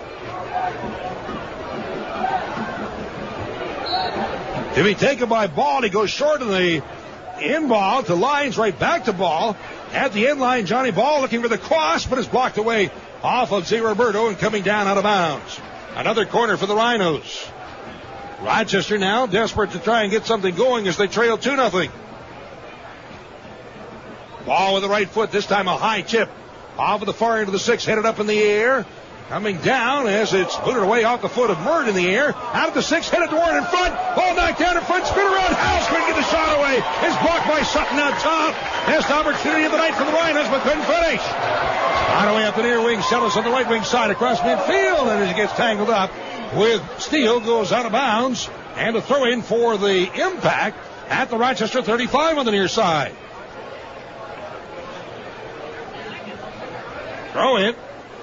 Montreal taking their time as they will from here on out, of course, with the 2-0 lead. Braz with the throw in. That's picked off by the Rhinos. Steele will then chip it through midfield. Headed off in the middle of the center circle. Mert plays it back, and chasing it all the way back goes Vincello. Burns to get away. He's watched closely by John Ball. Now sends it through midfield, but shanked it out of bounds on the near side. Throw in at midfield on the near side for the Rhinos, and Kraft up for the throw in. Kraft goes short. Ambersley right back to Kraft. Midfield line feeds it toward the middle. Ambersley tips it to the outside. Lyons runs into Braz and goes down on a collision there. And Lyons got clipped up around the nose area. It looks like he's down on the field. Braz talking to the referee, I guess laying his excuses for what he did. Might have come up a little bit with the elbow into the nose of Aaron Lyons. Lyons, they call him Kiwi out of New Zealand. 54th minute, 2-0 lead for Montreal. Now being attended to by the Rhinos trainer, Dave DiPasquale. Sponsors of these broadcasts include Auto Depot and Auction Direct. For your next car, log on to AuctionDirect.com. By Food Link, Abundance Shared.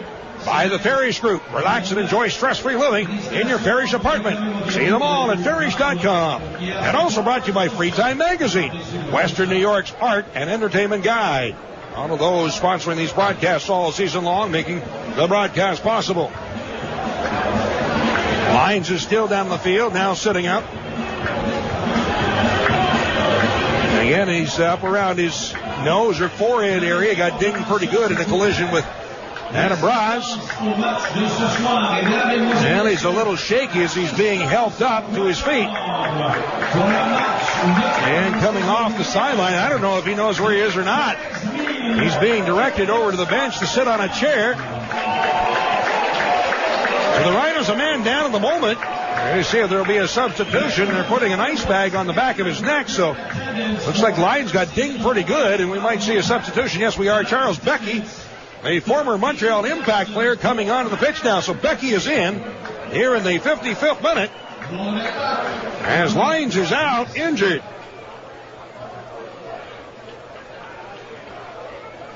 A little more size up front now for the Rhinos. All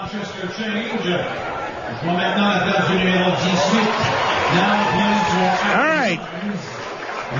Play will pick up. Sutton has the ball. With the right foot, half volley kick by Sutton through midfield, coming down around the Rochester 45 on the near side, tipped toward midfield by Kraft. That's blocked away and controlled by the Impact. Kirk Wilson, the former Rhino, drops it off in the center circle. Z. Roberto switching to the outside of the left wing. Stepping in, Sanfilippo knocks it away, brings it across midfield. Rhinos on the attack. Sanfilippo on the right side, down to the 35 of the 30. Slots it through, but no help there. The ball rolls to the end line, out over the end line, and a goal kick for Montreal. It is a 2-0 lead for the Impact here in Montreal in the 56th minute as we pause now for station identification. You're on the new Fickle 93.3 FM, WFKL Airport, proudly an Intercom communication station. The new Fickle 93.3 FM. Goal kick. Sutton drives it away through midfield. That's flicked forward, but chased down in the far corner by the Rhinos. Spun to the outside off of a leg of a Montreal player and out, so a throw in for the Rhinos. Throw in on the far side of the field, tipped toward midfield. Becky checking back on the ball, but he's blocked away. And it is in turn carried aside by the Impact and recovered now. A tackle from behind. Hammersley taken down. Foul is called. So a restart for the Rhinos. Right-footed drive through midfield by Ball, but Edwards sneaking through is picked up in the center circle by the Impact. Long kick by Wilson up the right side. Biello checking back in the ball. Drops it off for Braz. His pass toward the middle, headed away by Birds. Not recovered 40 yards out by Wilson of the Impact. Tips it down to the 20. Bielo checking back. As he gets tied up with House, Bielo spins, takes a shot, puts it up over top of the crossbar. Couple of feet over top and then at and out. And a goal kick for the Rhinos. Second half of play. I have 3 shots for Montreal and 1 for the Rhinos. Of course, Montreal scoring in the 43rd minute near the end of the first half, coming right back with 1 in the beginning stages of the second half, scoring in the 49th minute. So the Rhinos really behind the 8 ball right now. Played off in the far wing. Turning back for it, Mert, as he's being bothered there by Becky, but is able to play the ball forward off the left foot. Mert high in the air, coming down to the midfield line. Headed in the air again. Ambersley in underneath it, flicking it forward to Delicott. Nods it to the outside. Steele trying to turn for the ball, but getting to it is Braz to nod it away and out of bounds on the near side. A throw in for the Rhinos from 45 yards out on the near side to be taken by Nate Kraft. Here's the throw in. High floater coming down near corner of the 18, but that's headed back into the middle by Pesolito. Ahead for Sellis, tried to bike it away, but blocked by Kraft. Now it's pulled out near midfield by the impact. Sellis in underneath it, dropping it back for Braz. On the near side with the right foot, chips it through midfield. Bielo after it, and Bansu on his heels, so they bump shoulder to shoulder. And Bielo goes down, ball brought away by Tima Bansu. Nice play there, and the fans don't like it. Off in the near wing, headed by Steele across midfield. Becky turning, but can't get to it. It's recovered by the impact. Center circle stepping in. On the other hand, his ball to intercept, brings it forward off to Becky. Turning his 25, trying to get away. Still has the ball, drops it off for Ambersley. He'll switch it to the outside of the near wing for Steele. 20 yards out. Looking for the cross, but off the left foot of Braz. Out over the end line. A corner kick for the Rhinos. 4th corner of the half for the Rochester Rhinos. Again, ball, right-footed kicker moving over the corner kick. 59th minute. It's corner off the left wing side. Right-footed kicker, so an in-swinging kick. Low into the box. Headed away and out. All the way out around the 40 and chased down there by Kraft. Center circle, giving it off to Sanfilippo. With the right foot, drives it ahead up the left wing side for Steele. Settles the ball. However, offside across the way. The offside flag is in the air. So the Rhinos offside, and the kick going to Montreal. 2-0 lead for the Impact. These two teams will be at Paytech Park in Rochester Friday night. Friday night at Paytech Park. Doug Miller night. Come on out and join with the rest of us in sending Doug Miller off the right way for being the all-time leading scorer of the team. His jersey, number 19, will be retired on Friday night. So don't miss the ceremonies. Be in your seats a little early. With the right foot, Pizzolito sends it through midfield. Comes back to the center circle. Bielo gets a foot on it, but the Rhinos take it away. Across midfield in the middle for Delicott. Looks to the outside and rolls it up the left wing. Ahead for it is Steele. 30 yards out. Now crossing down along the 18. A little bit too much flight on the ball over Howes. And nodded out through midfield by Bielo. Back for it, Bansu. Turns it away from Sellis. Rhinos have it. Back for the ball. It's dropped by Sanfilippo all the way back to the keeper, Scott Vallow. With the right foot, sends it on the far wing, but Bird up in the air, heads it. And stepping in, Bansu up the back of Bielo as the ball is played out on the near side and across midfield for Steele.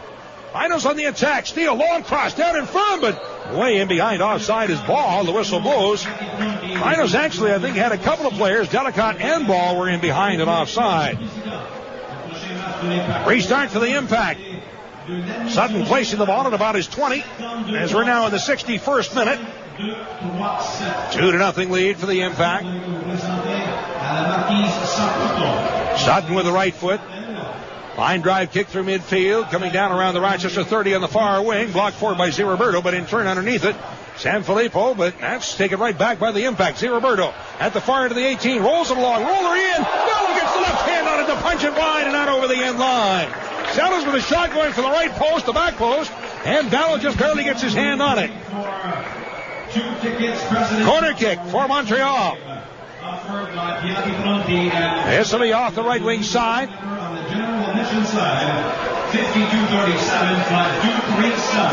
Trying to pick up who it is coming over for the corner kick. Looks like it might be Masoud Mert. Left-footed kick, in-swinging kick. Fights it through to the backside of the 6. Headed up in the air, coming out around the 30. Played forward once again. Sellers tips it back to midfield and controlled by the Impact. Braz sneaks a pass through midfield. Touched off on the near wing. Blocked along the wing by Di Lorenzo and ahead on the right side. Played to the end line by Wilson. Getting to it, Sellers. Trying to block it in front, but that's off the foot of Bansu out over the end line. Another corner for Montreal. Rhinos do have a couple of games in hand on Montreal, but And they give it away here tonight. That takes the same thing as giving away the game, one of the games in hand, if you lose it. Rochester coming into tonight trailing Montreal by 6 points, needing 2 wins to move into a tie for the league lead. Comes out top. Wilson with a right foot and cracking the ball 2 feet over top of the crossbar. Wilson got a little underneath it. And the former Rhino with his first shot of the night puts it a little high. So a goal kick for the Rhinos. Again, sponsors of these broadcasts tonight include the Distillery. There's always something special brewing at the Distillery. By Yoma, the official uniform supplier to the Rhinos. Available at Eurotech at the Rochester Sports Garden. And by the Clarion Riverside Hotel across the street from the Rochester Convention Center. On ball flighted downfield, headed aside off in the far wing. That's booted away near midfield, but foul was called on the impact. So it'll be a restart for the Rhinos. A free kick from 35 yards out. No, across the way, a throw-in actually. The ball got away. Laid out and down in the middle. Right away in upfield by Wilson. Turns to his right, trying to spin away from Howes. Rolls it to the outside of the near wing for Braz. And a pass across midfield for Biello. Long switch to the left wing side. And underneath it, brought forward by DiLorenzo. Turning it down to the Rochester 25. He stumbled, turns back, still has the ball. Pass toward the middle, trying to sneak it through. Inside is Wilson, spinning, going down. Under his own power, and the ball got away from him, rolled over the end line. Another goal kick for the Rhinos. 2-0 lead for the Impact, scoring in the 43rd and the 49th minutes. Rochester coming into tonight actually tied with the Charleston Battery for 3rd in the league. Vancouver had snuck again into 2nd place. Coming into tonight, Montreal on top with 40, Vancouver 35, then Charleston and Rochester with 34. The Rhinos with the fewest games played in the league, only 18, now 19 coming into tonight. But you know what they say, and it's absolutely true about the games in hand, you still have to win them. Right away, pass up the left wing side, that's tipped aside and rolls out of the far wing. Rhinos playing their first road game since back in June the 28th. When they took that long homestand through the month of July, which just ended. Last time the Rhinos played on the road was also here in Montreal. Back on the 28th, and 1-0 loss that night. Brought upfield by the Impact. Long service downfield, big bounce coming down to the 20. Sanfilippo gets tied up and taken down, but Bunsu steps in behind and volleys it out to midfield for Greg Howes. Turns to get away up the left wing and across midfield. Pass in the middle for Hammersley, catching up to the right side. The ball drawing it down to the 25. Cross down along the 18. Back post side. Headball in by Steele, but grabbed off the post on the near side by Sutton. Steps in underneath it. Grabs the ball. So the Rhinos get one directed at the net. Not much on it, and Sutton able to make an easy save. Low line drive kick into the center circle. Headed in the air by Ball. Hammersley able to flick it forward, but in turn Mert is there for the Impact to play it aside for DiLorenzo. Salas return pass to the outside, DiLorenzo. Slide tackle on the ball by Sanfilippo, but still controlled by the Impact. Roberto drops it back at midfield. Pass forward to Salas, who gets a shove, and he'll drop it off at the midfield line and play it all the way back to the defensive row for Vincello. Through midfield. That's headed away again across midfield, stepping in underneath it. Biello rolls it to the outside. DiLorenzo, long service to Salas at the far end of the 18. 1v1 with Birch. The ball rolls to the corner. Played off in the middle, but stepping in underneath to bring it away was Kraft for the Rhinos. Off of the far wing. That went out of way and out of bounds off the Impact. Throwing for the Rhinos at midfield. Gallica blocks it across the midfield line. Braz gets a foot on it, puts it up into the stands. So across the way, it'll be a throw-in once again for the Rhinos. No way with it. Howes in the center circle, drops it back on the near wing for Kraft. Pass toward the middle once again for Greg Howes. Scored the only goal last game, the game-winning goal in the last minute of play. Moved to a forward position again here tonight, ordinarily a midfielder. Long service downfield, and that's in behind, rolling all the way down inside the 18. Rhino keeper, Vallow up with the ball. Brings it forward. 67th minute here in Montreal, and 2-0 lead for the Impact. Vallow long kick downfield, finally settled the feet. Biello in underneath it. Turns it in the air across midfield. Bonsu comes in and catches Biello with the right foot. So Timoa Bonsu gets the yellow card as he got the cleat into the left shin of Mauro Biello. Fourth caution on the night against the Rhinos. And this one here in the 67th minute. So with the yellow cards tonight, Howes, Bunsu, Steele, and Ambersley. Yellow's up, he's just fine.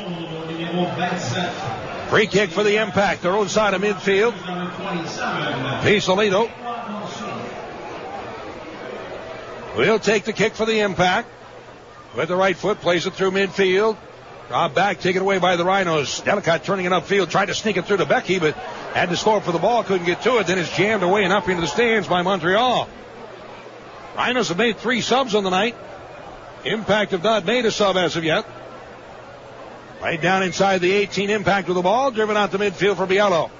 As he's pushed from behind, trying to get away from Burt's. Foul is called, and so it'll be a restart for the Impact, just to their own side of midfield.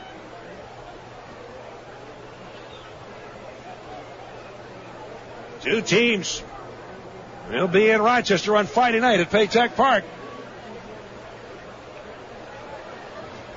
Toledo taking his time. Of course, Montreal will waste all the time they can with this 2-0 lead. Pass up the near wing, headed aside off of Bansu. Coming down to the near corner of the 18. Bansu with the left foot able to clear it away to near midfield. Brosnan underneath it, blocks it forward. Scramble for the ball, and up with it finally is Kraft for the Rhinos. Into the middle for Ambersley, spinning around to the 35. Turns back to the outside, sneaks it through along the near wing for Kraft. Cross midfield. Howes turning it ahead or make that steal as he grabs onto and hauls down Z. Roberto. Ball got away from him. Z. Roberto coming up after getting a cleat in the back.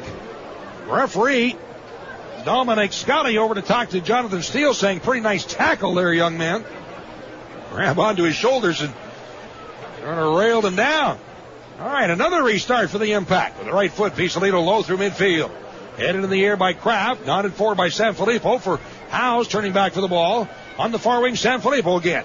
With the right foot. Pass up the wing, but that's picked off at the midfield line. In turn, no. Knocked aside, but brought away and still by Montreal. Got away from Sellis and Bansu in underneath it. Able to jam it across midfield. Becky after the ball, trying to spin it forward. But it's blocked. He says it was a handball, but no call is made. Impact with the ball, dropped back in the middle. Pisolito shanked it off the outside of his foot. Moving in underneath it. Becky takes a shot, chipped off the crossbar. Actually off the hand of Sutton then, I think off the crossbar now.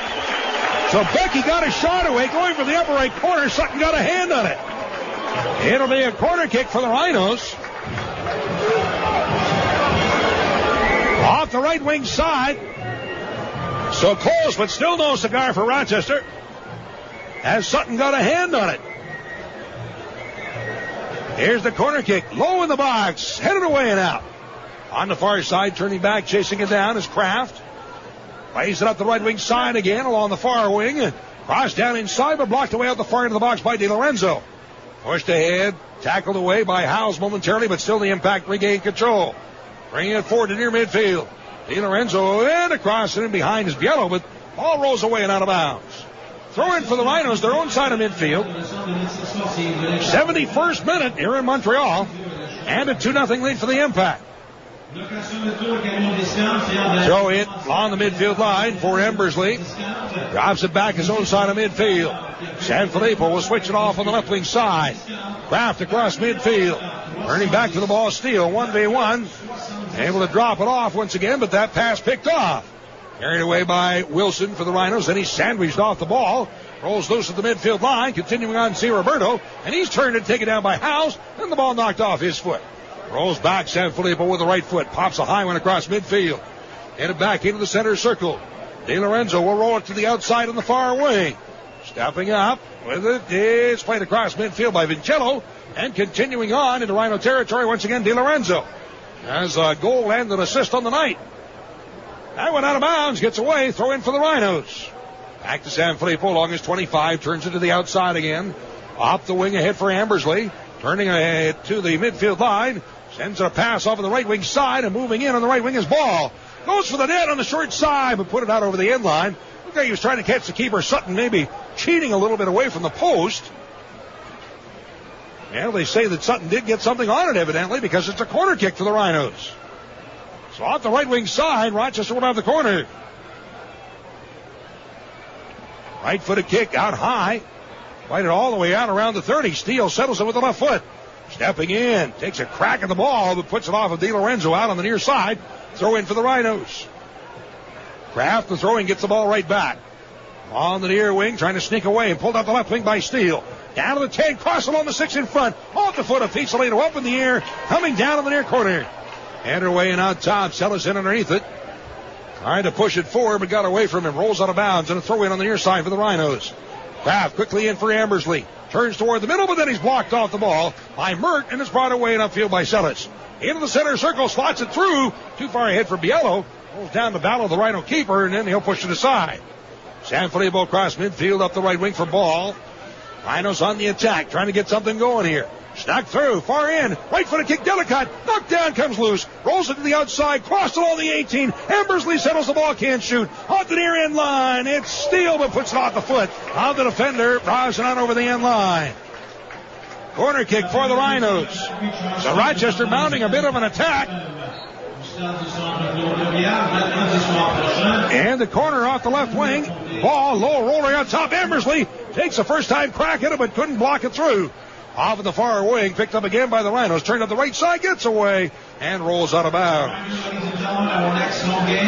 73rd minute now. 2-0 lead for the Impact. Throw in to the far side of the field for Montreal. From around their own 35.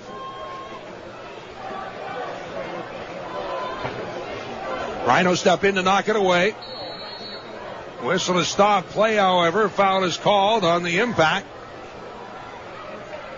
Referee talking, issuing the yellow card. Caution is issued to DiLorenzo. And that's the first yellow on the night going to the Impact. Here in the 74th minute. Rhinos have a race start. 45 yards out off the right wing side. Houses there with the right foot. Low into the box. Knocked down. Moving in underneath it. Becky, but can't get to it. Then it's volleyed away and out by Sellis out the near midfield. Kraft in underneath it. Drawing it forward up the left wing side with the left foot. High chip down to the 18. Headed away and on top again. And knotted down inside. But that's blocked out of the near wing. Booted away on the near side, out of bounds. Throw in on the near side for the Rhinos from 30 yards out. Kraft leaves it there for Birch, who will take the throw in. Birch looking for the long ball on the high throw in, coming down just inside the 18. Delicott flicks it to the middle. No help there. The ball booted in the air by Pizzolino on the near side, out of bounds. Another throw in for the Rhinos. And a substitution coming up. Former Rhino Billy Sedgwick will be checking in, and Adam Braz will be coming off. So Sedgwick will see his first game against the Rhinos here tonight. Coming in the 75th minute. Actually, Sedgwick was a Montreal Impact before he was a Rochester Rhino. Played briefly here in Montreal, then 7 years in Rochester, and now returns this year here to Montreal. Just signed this past week. So Sedgwick is in and Braz is out. Throw in down to the near corner of the 18. Foul is called. Free kick for the Rhinos. 20 yards out again near the near corner of the 18. Ball moving over. Will place the ball. And we'll see if he'll take the kick or Steele. Ambersley is also there. Referee trying to move Biello away. As the Impact with a 3-man wall just inside the corner of the 18. Ref backing him up down to around the 15, but still looks like it's awful close. John Ball placing the ball with the right foot. Goes to the back post. Sutton up in the air, comes away with it. Greg Sutton, who's about 6 feet 30, and when he puts those arms up, he's 7 foot 29. Oh, he's got the long reach. Can almost reach from the end line to midfield. Got it tough to get him by him. Playing across midfield, handed away and out of bounds. So it'll be a throw in for the Impact from their own 40 on the near side of the field. Cross midfield, the throw in. Back goes Bonsu, heads it in the air. As Kraft able to volley it across midfield. Dedicott in the middle. Ball passed off the shoulder of Becky, comes down to the 18 and hops loose. And a big bounce into Sutton. Well, the Montreal Impact keeper with the ball, 77th minute. Time running out of the Rhinos as they trail 2-0. Half volley kick by Sutton sends it out through midfield. All the way down to the Rochester 25, then headed away by Bonsu. on the far wing underneath it. Di Lorenzo tackled away by Sanfilippo, and the ball brought upfield. Howes long on the right side. Oh, late whistle as Becky turned behind. Late whistle, a flag very slow coming up on the offside. Sure looked like Becky might have been onside, but the offside is in the air. Looked like it was very well timed. Another substitution for the Rhinos. Delicott off, and Dombrowski is in. In the 77th minute. 77th minute. Delicott is off. Dombrowski is in. That's the fourth sub of the match for the Rhinos. Still available, Perry and Sievers. Free kick for Montreal from their own 35. Vincello hammers it out through midfield. Headed away on the near side. In underneath it, Sellis. As he's able to tip it, but that out over the near touchline, and a throw in on the near side for the Rhinos. Another substitution coming up for Montreal. Kirk Wilson is off, and Fukasawa is in. Masahiro Fukasawa, the 29-year-old from Suzuki, Japan. And this sub coming in the 78th minute. So both teams trying to make sure that they maintain as fresh a legs as possible, as they'll be eating two nights from tonight in Rochester, Friday night at Paytech Park. Drop back up top, pushed forward by the impact, laid aside by Sanfilippo, and the foul is called on the impact. Sanfilippo rolls it out the right side across midfield. Rochester on the attack, turned to the outside by Dombrowski, and a feed in the middle for Becky. He'll switch off on the left wing side, steal in underneath it. Settles it off the left foot, but that one bounced away, and Cedric able to play it out to midfield. Sellers flicking it forward, but Bonsu on the other side to take it. The Rhinos have it. Roller by Howes ahead in the middle. Ambersley to the outside on the near wing for Steele. Lays it back out around the 35 for Kraft. Looks to his left and feeds to the outside again for Jonathan Steele. Gives it back. Kraft still 35 yards out. Spinning to get away from Fukasawa. Drops it back near midfield for Bonsu. To the outside again for Kraft. Rolls it toward the middle. Steele, one touch forward to Ambersley. Nods into the middle, but not right to the Montreal Impact players, and nodded away out to midfield. Sellis spun around and taken down by Kraft. Grabbed onto the arm and spun him around like a merry-go-round. Referee will have a few words for Kraft on that one. So the foul is called. Free kick for Montreal here in the 80th minute now. Off on the near side, brought away by Fukasawa at the right wing. Sends it down inside, but Birch is there to head it away. On the near wing, out of bounds, a throw in for the impact. 18 yards out on the near side of the field, and Billy Cedric will move up for the throw in. Cedric, short to Sellis. Back to the outside, Cedric on the roller. Down inside, but that one cleared away. And with enough foot played out to midfield by Steele. Becky sends it across the midfield line, up the near wing. Dombrowski being bothered there. Return pass to Becky. Tied the back heel, but it bounced away and picked up again by the impact. Pasolino rolls it in the middle, and he's wiped out. Brought away on the near side for Z. Roberto up the right wing. Chased by Ambersley. Double team now and knocked down by Howes. And the Rochester player is saying, wait a minute, he took a dive. That doesn't make any difference. The foul is called. Another substitution for Montreal. As coming off the pitch will be Sellis. And checking in is Dioya. Now playing for Sellis is out. So Sellis is out in the 81st minute, and Dioya is in. That's three subs of the night for Montreal. Ball knotted down inside the Rochester 18, and the rolling ball is picked up by Vallow. Scott Vallow last game recorded his 10th league-leading 10th shutout of the season, but tonight has given up two. On the 18, Dombrowski turning into the middle, moving in Ambersley. High chip down inside the 18. Becky knocks it down, but nobody for the Rhinos can get a shot away. Comes out top. Biello able to touch it aside. Fukasawa along to the left wing, and that's chased after on the far side by Dioya. Can't reach it, rolls out of bounds. Throw in a midfield on the far side for the Rhinos. Played in, Bonsu with it near the midfield line. Cross midfield for Ambersley. Turning it to the outside again. Volleyed forward by Sanfilippo through midfield. Headed up in the air on the near wing by Sedgwick. He and Steele batting for the ball and it rolls out. Throw it to the near side for the Rhinos. Steele with the throw into Kraft. On the 30, rolls it toward the middle for Howes. With the right foot, delivers down inside. Pumps up in the air near the crossbar. Sutton, the rebound comes down, they score. The ball comes down. Becky gets the right foot on it, puts it away inside the left post. It's a 1-goal game. A big hop on the ball is Dombrowski having tied up with Sutton. Oh, wait a minute. There's no goal. No goal is called. No. Looked like the ref was pointing toward the center circle to indicate the goal.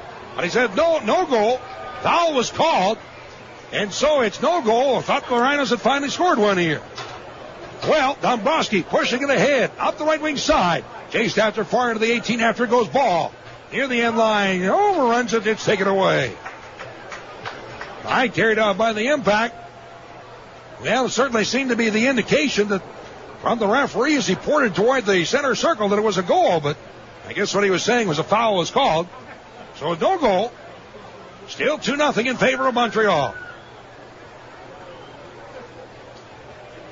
Certainly wishful thinking as it's been so long since the Rhinos have scored a goal here at Club Robillard Stadium. 83rd minute. 2-0 lead. Across the way. Foul is called on Montreal, so the Rhinos will have the restart from their own 18. Ball back into the middle, brought away. Kraft out on the near side. Off the left wing and ahead comes Howes. Howes looks like he's moved back to a defensive midfield position once again. As at the moment, it would appear that Becky and Dombrowski are the forwards. Down inside, Sutton will pick it up with Dombrowski applying the pressure.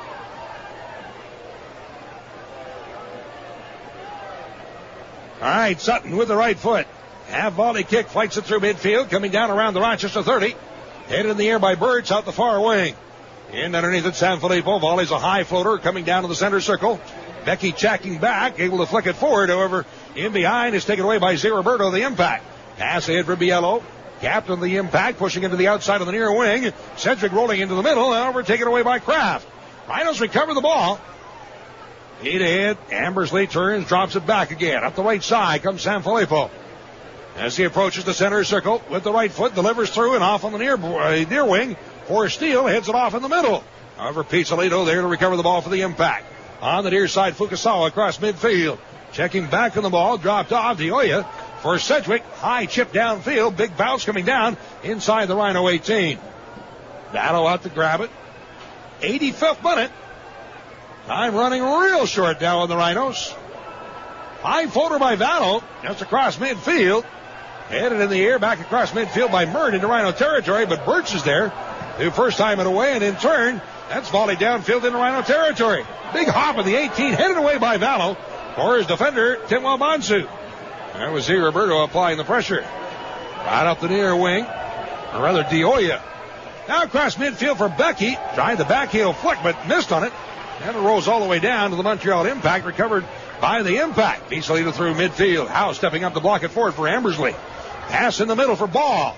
Drawing it forward, turns to his left, sneaks away, cross the 18, roller back in the middle. However, his pass right off to Pizzolito. And it sure like Ball maybe should have taken the shot. But anyway, it was a foul called. No, ball rolled out. Looked like there was a foul being called, but no, he says it's ball out of bounds, so it'll be a throw-in. Another substitution for the Rhinos, as now John Ball is coming off, and Sievers is going in. So that's the final sub of the night for the Rhinos. In the 86th minute, Ball is out, and Sievers is in. Now Montreal, Biello is out, and into the match is Leduc. Again, 86th minute. Leduc is in and Biello is out. Nearing the end here as the Rhinos trail 2-0. Pass out toward midfield. Dioya dropping it off as it's almost taken away, but then squirts out on the far wing and played to midfield. On the left wing side across midfield. Drawing up the wing, turning back Bunsu, getting to it first. He'll spin it off into the stands on the far side and a throw in for the Impact. Cross midfield into Rhino territory. Montreal throw it. 87th minute. Rod Ford dropped off in the center circle. Out on the near wing to Sedgwick across the midfield line. Off the right side, a hit for Fukasawa, able to tip it ahead for Z. Roberto on the near wing. Spinning back, has it along the near side, being chased by Hounds. Drops it off at midfield, and he'll spin it up the right wing. Dioya with it. At the near end of the 18, Bonsu watching him. Dioya tried to draw it inside the box. Bonsu gets a foot on it to tip it away out over the end line. Corner kick for Montreal. Off the right wing side. Looks like maybe Di Lorenzo to take the corner. Again has an assist on the first goal and scored the second goal on the night. Left-footed in-swinging kick high into the box, far end. That's knocked down, rolls through and out the far end of the 18. Offside flag, so it'll be a free kick for the Rhinos. Players move away downfield. Now the Rhinos needing a field goal at this point, trailing 2-0.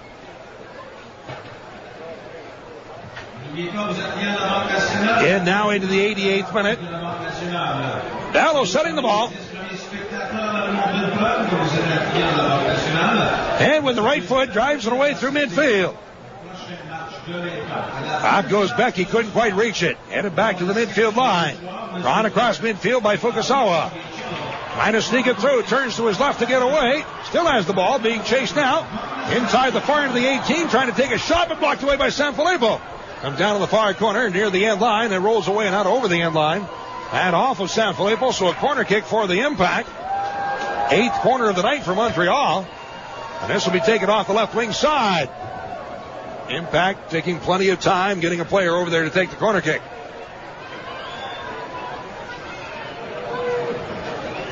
Packed house here tonight in Montreal. Did not get an attendance figure at this point, but there was a sellout.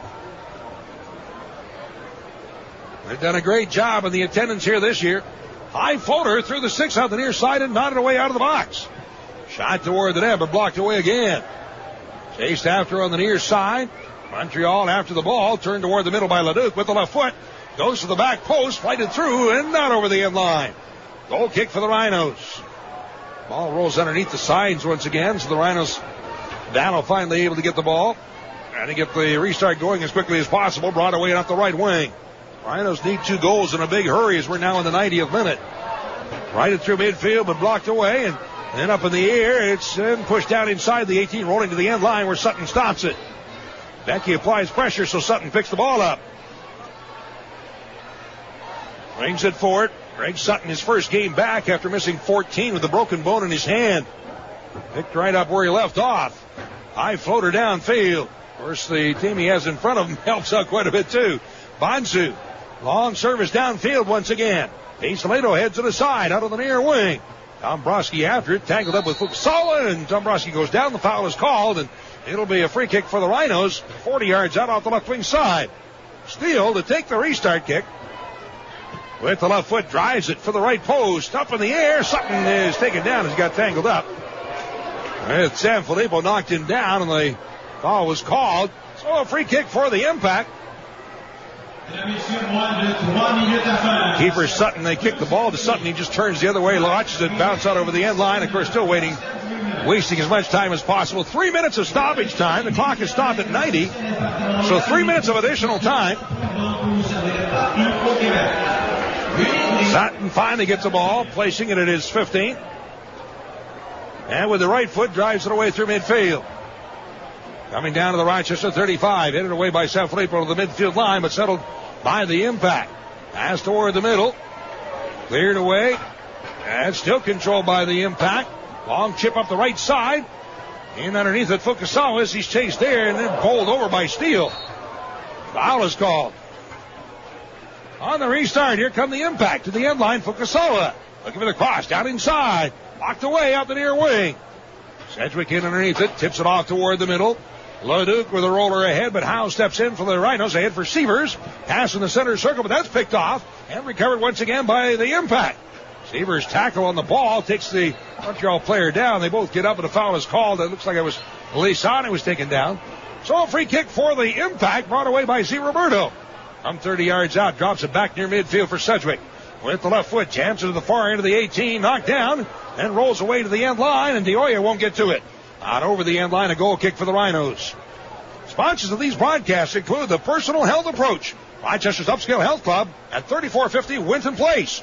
By Phoenix Graphics for all your printing needs. Also Dodge, Grab Life by the horns. That's Dodge. Other sponsors of these broadcasts, North Nagel, Rochester's full-service realtor. Salvatore's, they deliver everything but babies. And Mollier Chevrolet Buick, West Main Street in Honeoye Falls, or online at Mollier.com. Also brought to you by Perry's Ice Cream. Life's a bowl of Perry's. Here come the Impact now on the attack into Rochester territory. Rolled along, right-footed crack of the ball, but knocked down by Bonsu. And he'll push it to the outside of the far wing. Severs brings it away. Drops it off there. Long kick downfield. By Dombrowski, and the whistle blows as it was offside against the Rhinos. Free kick the other way. Just about done here. Maybe a minute left in stoppage time at the most. As Montreal scored in the 43rd minute, came back and scored another in the 49th. Sutton from his 25 with the right foot. Sends a high floater through midfield, coming down to the Rochester 25, headed aside on the near wing. Volleyed back through midfield by Steele. In underneath it, Becky, as he's wiped out, able to flick it forward. Back in the center circle, nodded forward again. Howe still trying to get loose, but that's popped high in the air. And headed aside by Leduc. Looks like a volleyball game right now as it's flicked up the far wing, and now finally settled to feet by Braz. With the left foot, spins it up in the far wing, up into the stands, whistle blows, and this one is history. So the Impact continue their dominant ways here in Montreal against the Rochester Rhinos, as the Rhinos still have not won here since the beginning of time just about. Have come out on the short end of a 2-0 score here to Montreal. Impact continuing with their best ever home start from the start of the season, best ever record from the start of the season, now at 10 games, 7 wins and 3 ties in their 10 games to open the season. That is a franchise record best. Final score tonight from Claude Robillard Stadium here in Montreal. The Impact 2 and the Rhinos nothing. And this is the Rhinos in Montreal at Claude Robillard Stadium. It was the Impact coming away with a 2-0 win over the Rochester Rhinos. And Rochester now dropping even further behind first place Montreal. The Rhinos on the season picking up only their 3rd loss actually coming into tonight. The 2 teams were even as the best 2 teams, the fewest number of losses on the season for either of the teams. Each had 2. But now it's Rochester with 3 losses, a 9-3-7 record. Montreal with a 12-2-7 record. And continue to hold on to first place in the USL First Division. Montreal now on top with 43 points. Again, a 12-2-7 record. Rochester remaining tied at the moment for 3rd place. Again with a 9-3-7 record with 34 points. And now Rochester 9 points behind Montreal for the lead in the league. All right, and on the season, Rochester now trailing the Impact. Montreal with 2 wins and a tie against the Rhinos. So Montreal will win the season series, and the Rhinos will have an opportunity at least to come up with a win against this team on Friday night in Rochester at Paytech Park. Quick look at what happened in the game tonight. First goal came near the end of the first half. Things were pretty even to that point, and it was anybody's game until the Impact came up and scored in the 43rd minute. It was Lars Lisan getting credit for the goal, scoring his first of the season. Lisan with the assist going to Di Lorenzo, and this turned out to be not only the game's first goal, but the game-winning goal. Janked it off the outside of his foot, but continuing on. Di Lorenzo up the left side, turns it to the outside. Moving inside, Lisan shot. He scores. Lisan got a low shot away, just underneath the left hand. Shot down, we go to his left, but it was under his hand. The Impact come out and score the first goal of the night here in the 43rd minute. So it was Lisan scoring his first, and Di Lorenzo with the assist, and the Impact up to a 1-0 lead. That was it for the halftime. We moved into the second half, but Montreal came right out and doubled their lead in the early stages of the second half. Scoring in the 49th minute was Di Lorenzo picking up his first, and Mauro Biella with the assist. And again, this was the insurance on the night as Di Lorenzo gives Montreal a 2-0 lead. Tackled, but now brought away. Left-footed boot in. They score it. A left-footed shot from 20 yards out. Taken by Mert. He nails the upper left corner. Battle couldn't get to it, and Montreal now with a 2-0 lead.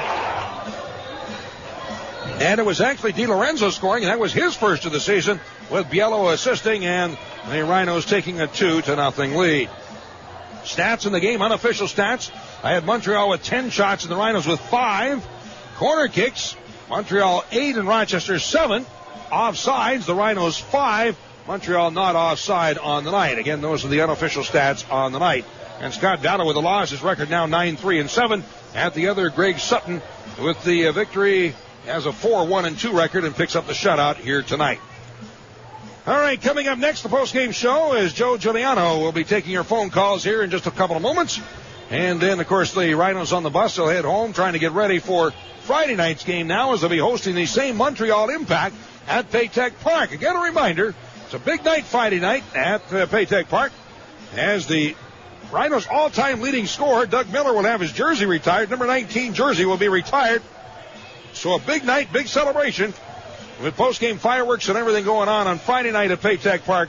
Come on out and enjoy the fun. That'll wrap it up for us tonight from Montreal. I'm Don Stevens. Thanks so much for being along. Wish I had a better story for you, but it ends up as the Rhinos come out on the short end of the score here tonight. 2-0 is the final in favor of the Impact. Stick with us for more along the network. This is the Rhinos Broadcast Network.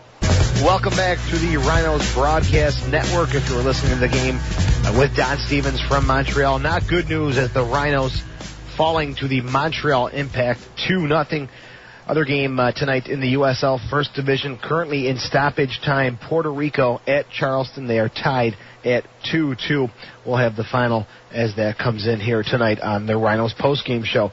When we come back, we will take your calls at 222-9393. Soccer Sam will be joining us on the phone from Montreal's Claude Robillard Sports Complex. And again, the final score from Montreal, the Impact 2, the Rhinos 0. Montreal now with a 9-point lead in the USL First Division standings. We'll take your calls at 222-9393. On the other side, you're listening to the Rhinos Broadcast Network. Next up, it's your turn to sound off on tonight's game. It's the Nextel Direct Connect post-game call-in show. We will take your calls. We would love to take your calls. Call in now, 222-9393. Good evening, soccer fans. It's time for the Nextel Direct call-in show, driven by Auto Depot and Auction Direct. The number 222-9393. The Rhinos falling to the Montreal Impact 2-0. And let's go to the phones right now up in Canada. Soccer Sam got to watch the 90 minutes between these two arch rivals. Sammy, welcome to the post-game show. Not the conditions we want to be talking, I'm sure. Well, Joe, it's kind of a disappointing loss, but it was just a weird game. But Montreal played great tonight, and the Rhinos kind of came out flat. I mean, they had the first shot in the first minute of play, but after that, Montreal dominated play. But Joe, there was one positive thing I saw tonight. I saw several positive things. But one thing that really sticks out in my mind: 10 minutes into the game, the stampede from Rochester, 30-plus people come into the stadium. 13,400 people start booing the stampede. I heard that. and they're chanting Rhino chants and Rhino chants until they started their own chant. But I got some players lined up here, Joe. I'd love to go to Scott Vallow first. He hasn't given up a couple goals in a while in regulation play. Scott, your thoughts on tonight's game, having good goals given up, and the quality of play? Yeah, it's disappointing. Every time you come up here, it's going to be difficult. I just wish we could have played a little bit better as far as keeping possession. It seemed like the first half was just played in our half the whole time, and every time we lost it was in a dangerous spot. And I was hoping we were going to be able to get out of the half and try to sort it out. But, they nicked one right at the end of the first half and kind of threw us for a curve at halftime. Then we had a right frame of mind coming out at the second half, and then they scored one right at the beginning. And I think the second one was the backbreaker. Scotty, at home we've been playing with a three formation in the back, three defenders in the back. How do we come out tonight? I didn't get a chance to listen to Don mention anything about that. We played a similar formation. We just wanted to make sure we kept our eye on Mauro Biello, who kind of plays in behind Salas as opposed to alongside him. So we addressed that, and we had some pretty heroic play at the end of the half that could have kept us level, but it just wasn't our best night tonight. It wasn't for a lack of effort. We really couldn't keep the ball. The decisions we had to make were right decisions a lot of times, but the execution was just poor. And, it's just when you make a lot of mistakes against a Montreal team like this, they're going to kill you. Friday night, you guys play again against Montreal, but this time it's in Rochester. What do you expect from that game? What do you expect to maybe change or do different? Well, we just want to make sure we learn from this. It's only our third loss of the season, so, we're doing something right. Just a matter of getting a grip of the ball. It seemed like whenever we had the ball, we couldn't keep it. We were right under pressure right away again. So we need to be able to string 4, 5, 6 passes together, get our outside midfielders involved, and, try to attack a little bit more. Seems like we didn't really have much of an attack today. And, I think that'll be different on Friday. One last question, Scott. I know you're exhausted from a tough game. What makes it so difficult to play in Montreal, say, versus Virginia Beach, Atlanta, Charleston? What is it about that environment that's so... Is it the referees? Is it the fans? What is it? No, we've actually had good referees the last couple times we've been up here. I don't know what it is. I don't know, guys. I don't know if it's a bus trip. I don't know what it is, but we weren't the same team that we were all week. And, we had a great week, even though we didn't get the result against New England. We had a lot of confidence coming into this game, and for some reason it just didn't go our way. And, you're allowed to play a bad game every once in a while, so we're going to try to learn from it. We're going to try to get beyond it, and we're going to listen to our coaching staff and try to figure out where we go from here and try to figure out a way to beat these guys on Friday. All right, Scott, you got 2 games in hand still with Montreal. Have a safe trip back, and we'll see you Friday at Paytuck. Thanks, guys. All right, Scotty Vallow, the starting goalkeeper for the Rochester Raging Rhinos, joining us here on the Nextel Direct call-in show, driven by Auto Depot and Auction Direct. Sammy, tough night for Vallow. He sounds kind of hoarse. Was he barking a lot of orders out tonight? He was yelling, obviously yelling a lot of direction and stuff, but I tell you, one guy playing in front of him, Kenny Burt's played a fantastic game in a class move after a very difficult loss. Jumps over the fence, goes over to Stampede, and thanks them all for coming. Kenny, your thoughts on tonight's game? I think it was very frustrating, very unfortunate. Like Scott said, we came out and we coming up here, we definitely had a lot of confidence, especially from the last 2 games we had. We had great performances, and we figured we were going to use that to roll us into this game. And we just came out and we just had too many of our guys that didn't show up to play their game. Unfortunately, today we looked like we definitely had a lack of composure on the ball. They're a high flying team and they pressure you very quickly, and we just looked like we were just panicking. Not knowing what to do when we got the ball, and just touches weren't clean and passes weren't sharp, and we just gave way too many balls away. And you can't, a lot of times we have a lot of guys working hard, but unfortunately hard work without quality of play, it's hard to come out with a good result, especially against the team's the number 1 team right now in the league. So it's difficult, but like we said, we need to learn from it. Definitely, we need to tomorrow get back and we need to discuss it and learn from our mistakes. And guys got to definitely dig deep and look down and have some heart on Friday and bring their game. Okay, this is your first year with the Rhinos, your first year in the Rochester-Montreal rivalry. Has it taken you a while to get to understand how big the rivalry is between Rochester and Montreal, or have you just jumped right into this thing? No, I think I just jumped right into it. A lot of guys told me ahead of time before we ever even played them the first time at home that it was quite the rivalry, and it was a big rivalry within these 2 clubs. Good for me. The lucky thing for me is that not being there before, I haven't had that whole real amp up thing before. I kind of come in, I just try to keep myself composed, and I look at it as just another game, another team, try to play my game every time. So I think like you said, I just kind of jump into it. I know definitely it's a big rivalry, and we definitely want to pull off a win against this team. We know we're capable of it. We just got to put it all together. Can you get a nice rest on the way home, and we'll talk to you Friday after the game at Paytuck. Thank you much, guys. Kenny Burt's joining us here on the post-game show. And another defender who really for the Rhinos not used to giving up 2 goals. He and Scotty Vallow, a tough night up at Claude Robillard Sports Complex. And the Soccer Sam mentioned 13,400 fans in attendance tonight. What a crowd. And Sammy, any violence tonight? I know last time there was some situations after the game where you had to actually hang up the phone because it was getting crazy. Yeah, it got crazy. Now, the only thing that was kind of scary for a while, it looked like the sausage stand was going to start on fire, but other than that, Joe, it was fine. Matthew Delicott playing against some tough defenders and trying to impress the old man, the father, comes here from Wales to watch his son play. Matthew, tonight you had some chances early on, but there's some tough defense back there for Montreal.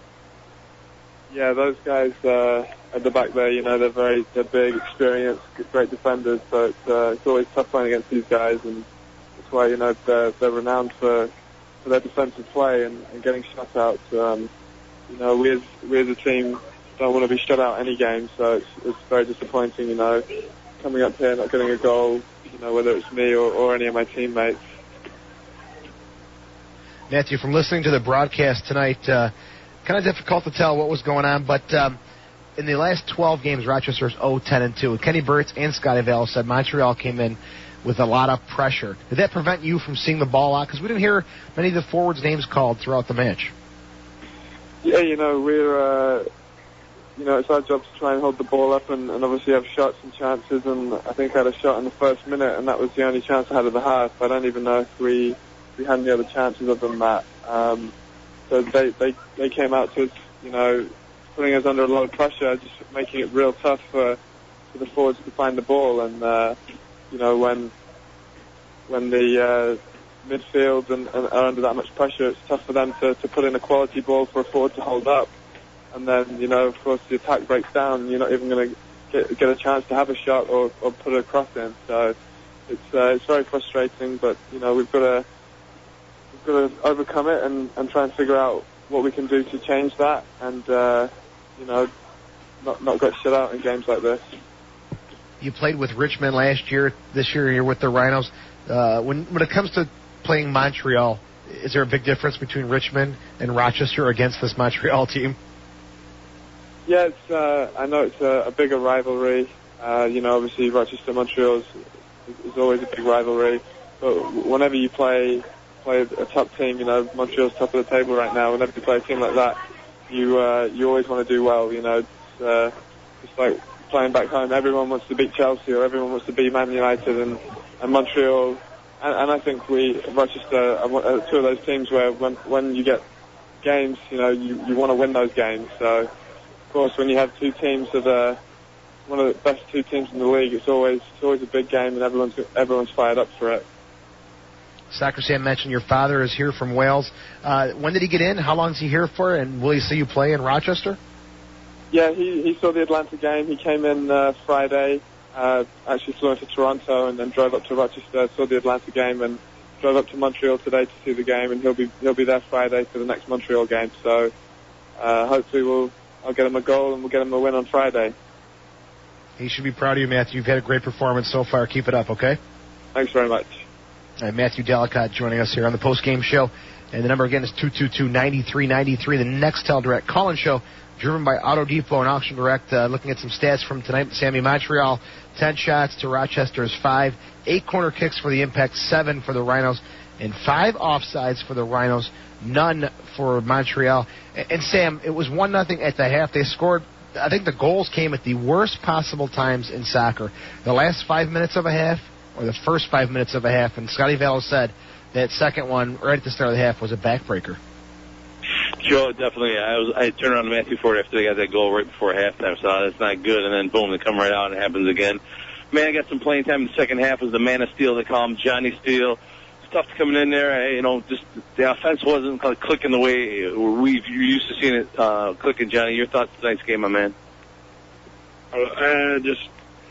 We struggled to get it going. They backed it in after they scored the second goal early in the second half. We couldn't get it going. 2 up front. We couldn't get the ball into them. Played rather bad the whole team through. Couldn't get our play going, and that's really it. Johnny, you came in for Josh Bolton. I'm assuming Bolton played more of a central midfield role. You're playing on the flank. Talk about the change. What did it do tactically, and what were some of your instructions from Coach coming in the second half?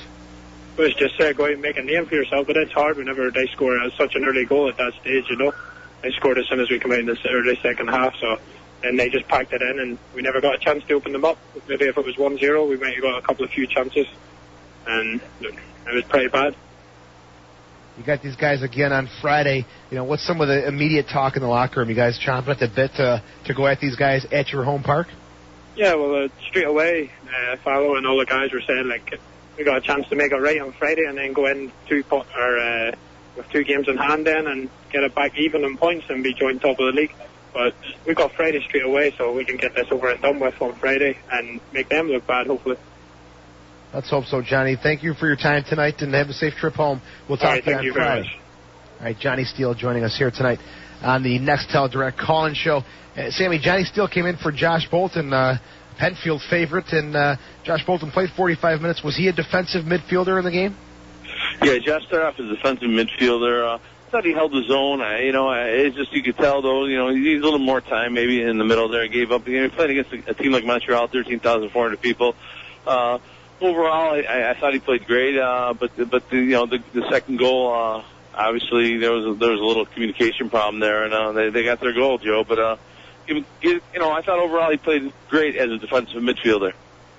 Sam, let's take a quick break. When we come back, I want you to tell me about the situation where the Rhinos apparently scored, but it was decided as a no-goal. So we'll talk about that when we come back. Is that all right? I can't wait for that, baby. All right, Soccer Sam up in Montreal. We'll go back to him after the break. You're listening to the Nextel Direct Call-In Show, driven by Auto Depot and Auction Direct on the Rhinos Broadcast Network. This is the Nextel Direct Call-In Show, driven by Auto Depot and Auction Direct. Joe Giuliano in Rochester, in the studios here in Rochester, New York. Soccer Sam up at Claude Robillard Stadium in Montreal. Sammy, at around the 80th minute tonight, it sounded like Don Stevens did his typical goal celebration. Then he had to take it back. He said there was no goal. Talk about that situation there, please. Well, Joe, as my recollection, there was a lot happening in the press box at that moment, but Nathan Brusky went up with Sutton, didn't touch him, kind of blocked his view. Sutton kind of lost the ball, and then Becky put the ball in the net, and we called it back. Good call, bad call, questionable call? What do you think? Well, being that Dombrowski was right in the Sutton's face, I think, usually I think most referees would have called that. So I'm not going to say it was a bad call. When you see the replay of it, I think we're going to have to make our own decision on that. But I think, it could have went either way. I think if it was going the other way, it might have been a goal. Sam, what do you say? A couple phone calls? Let's do it, man. I got some players coming out, but let's clear the lines, brother. Okay, 222-9393. Let's go to TJ first. TJ, you're on the postgame show. How are you tonight? Hey, guys, what's up? Unfortunately, as you guys probably could have guessed, I didn't want a chance making the trip up. It was a rough game. I listened to the entire game, but I myself honestly didn't think that goal was not a goal. I think it should have been a goal, but that's just my thoughts. And I just wanted to get both yours and Sammy's thoughts, Joe, about whether we should be playing, or not whether we should be playing for, what do you think the guys' mindsets are playing for, first or second, and why? Because if you remember correctly, and I do, believe me, I remember that what Don said, that if Montreal sweeps us in both of these games, which I know won't happen in Rochester, with it being Doug Miller jersey retiring night there, that they'll have 46 points compared to our 32, but yet they'll have, think that knocks it down to one game in hand since they just won. If I'm not mistaken. They would have 46 to our 34. And they would have 34. 2 games. That's 2 games in hand still after Friday. Yeah, do you think that can be made up, or what? I think so. Basically, just what are we playing for, first or second? I'm going to go first, Sammy. I've gotten to know Coach Callaway quite well over the last year and a half, 2 years here. Absolutely first place, without a doubt. This guy is on the road playing with 3 in the back. That tells me they're hungry. They're going to go forward and attack and try and make things happen. TJ, they're going for first. Under Coach Callaway, there's nothing else but first place. Sammy, what do you think? I totally agree with Joe. They're going for first. The players want to play for first. It's just, you can't win every game. It's only our 3rd loss of the season. Montreal's a really good team. And we just, we had some, Maniaga wasn't in the lineup tonight. He's been in the lineup most of the games. That affects you a little bit. So I know they're going for first place. Yes, and my final thoughts before I let you guys go. I'd honestly I hate to make predictions at home, but Rhinos 2 impact nothing at home on Doug Miller coming back and getting his jersey retired, and I'm coming to the game, so I'll see you guys there, and I'll let you guys keep going. Thanks, guys. All right, TJ, my friend, thank you for the call. 2-0. I like the sounds of that, TJ. Good stuff. The number again, 222-9393. Let's go back to the phones, and we have Brian on the line. Brian, how you doing tonight? Hi, guys. How are you doing? Hi, Sammy. We're okay. How are you? Good. If you have Sammy on the line, tell Sammy that I'm worried about him, and I hope him and Don and everybody's okay in Montreal. Don't worry about me, Brian. I went to a costume shop. I got an armor on right now. I'm walking around. Nobody even knows I'm under here. No, because I know of all the stories that happened up in Montreal. But, though, I heard some of the game tonight, and, it's disappointing was, but when they went into the 44th minute, I'm thinking, oh, boy, here we go. Okay, guys, turn around. You got 45 minutes left. Settle down. You could do this. Then when I heard when I got it up there, it was 2-0. I'm like, oh, guys, come on. But that's okay because we have Montreal. No impact. That's for you, Sammy, at beautiful Paytech Park. I want to throw something out to you guys. First of all, I'm going to be in the hospital tomorrow. I will be there Friday. And what is your thoughts on the no more outside security at Paytech Park? I'd like to get your thoughts on that.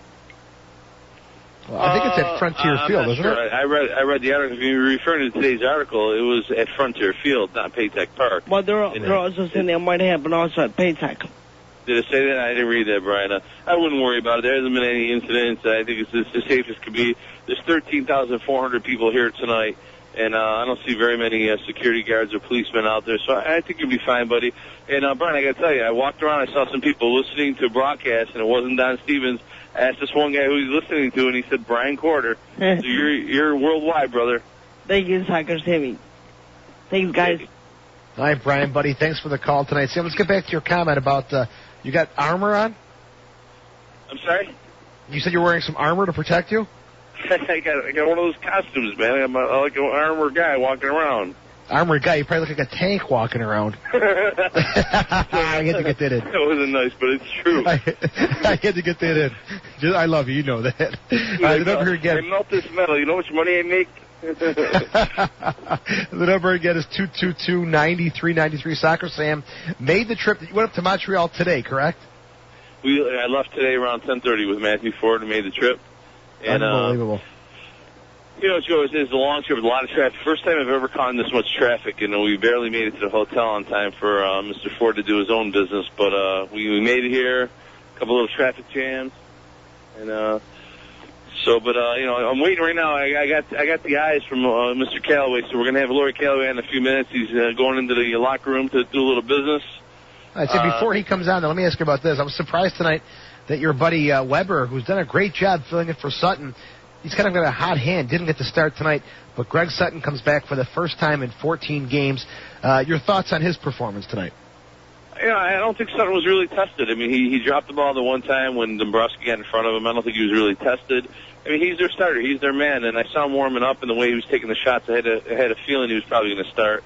I mean, Andrew Floyd Weber, it's unfortunate, but that's usually what happens in soccer. If you're the starter, especially if you're a keeper, you're in your spot over the years, you won championships. They're just waiting. They're getting Sutton ready for the playoffs and hopefully a championship run for them. That was great. A great notice during the pregame show that Sutton was warming up and taking shots. You definitely were first on that one tonight. Former Rhinos, Bill Sedgwick got some time. Kirk Wilson, how'd those guys look tonight? Kirk Wilson had a couple cracks a little high. Billy Sedgwick came in late in the game and didn't get a lot of touches on the ball. But I think overall, I thought Kirk Wilson did a decent job playing in the middle for them. Mauricio Salas, a player who was in trade talks with the Rhinos, maybe Becky Adosian going up to Montreal. That didn't work out. Now Salas is on a tear. How'd he look tonight? He's a quality forward. We noticed him with Puerto Rico. Now with Montreal, like, oh boy. Joe Salas is smooth. I mean, obviously him and Biel up top make things happen. They look really great together. He's an old school real soccer player. He can make things. He turns guys around, shoots when he has a chance. I don't think he had one of his better games. He played okay, not great, but he's a good player and he's great for our league to have a player like that in our league. And it'd be nice to someday to see him in a Rhino uniform. But we'll see what happens next season. This is the Nextel Direct call-in show driven by Auto Depot and Auction Direct. If you want to get in the lines, the number is 222-9393. Joe Giuliano with Soccer Sam. If you're just tuning in, the Impact 2, the Rhinos nothing from Claude Robillard Stadium. And they say this is the last year for Claude Robillard Stadium. And what do you think? Saputo Stadium going to be even more of a challenge for teams in Montreal? I think so, Joe. This September, they're going to start digging Saputo Stadium. I talked to Joey Saputo before the game. I tell you, they're basically kind of analyzing this whole facility and seeing what they're lacking, what they need. He talked about when you come into the stadium, kind of like ours, an open shoe at the end. They want that to be like the food court, and the mingling, the meeting place. It's a tight stadium. I mean, they're basically putting bleachers everywhere they can to make this work right now, so it's got to be tough. We get here early, so we don't know about the parking congestion and leaving and coming to the stadium, but it's obviously not designed for this many people, so they probably can't wait to have the new facility. Sam, on the pregame show, you said that Montreal is doing something kind of unique as far as a non-profit organization. Talk about that again. What they're giving away tickets to sponsor? What's the whole situation there? Well, they're forming two non-profit groups. One non-profit group is going to own the stadium. That's one entity, and then they're going to have a non-profit group that owns the team, which happens right now. Joe, I got to interrupt that thought right now. I have with us now the coach of the Rochester Rhinos, Lori Calloway. Mr. Calloway, a tough loss tonight. Your thoughts on tonight's game? Hey, guys. Hey, Coach. How you doing? All right. Well, I'm not sure what they've reported, but I'm not very happy with it. But, it's our worst performance of the season against the team that we did particularly well against here in the last game. But they came very, very high pressure in the first half and put us under pressure all over the field. And we didn't deal with that very well.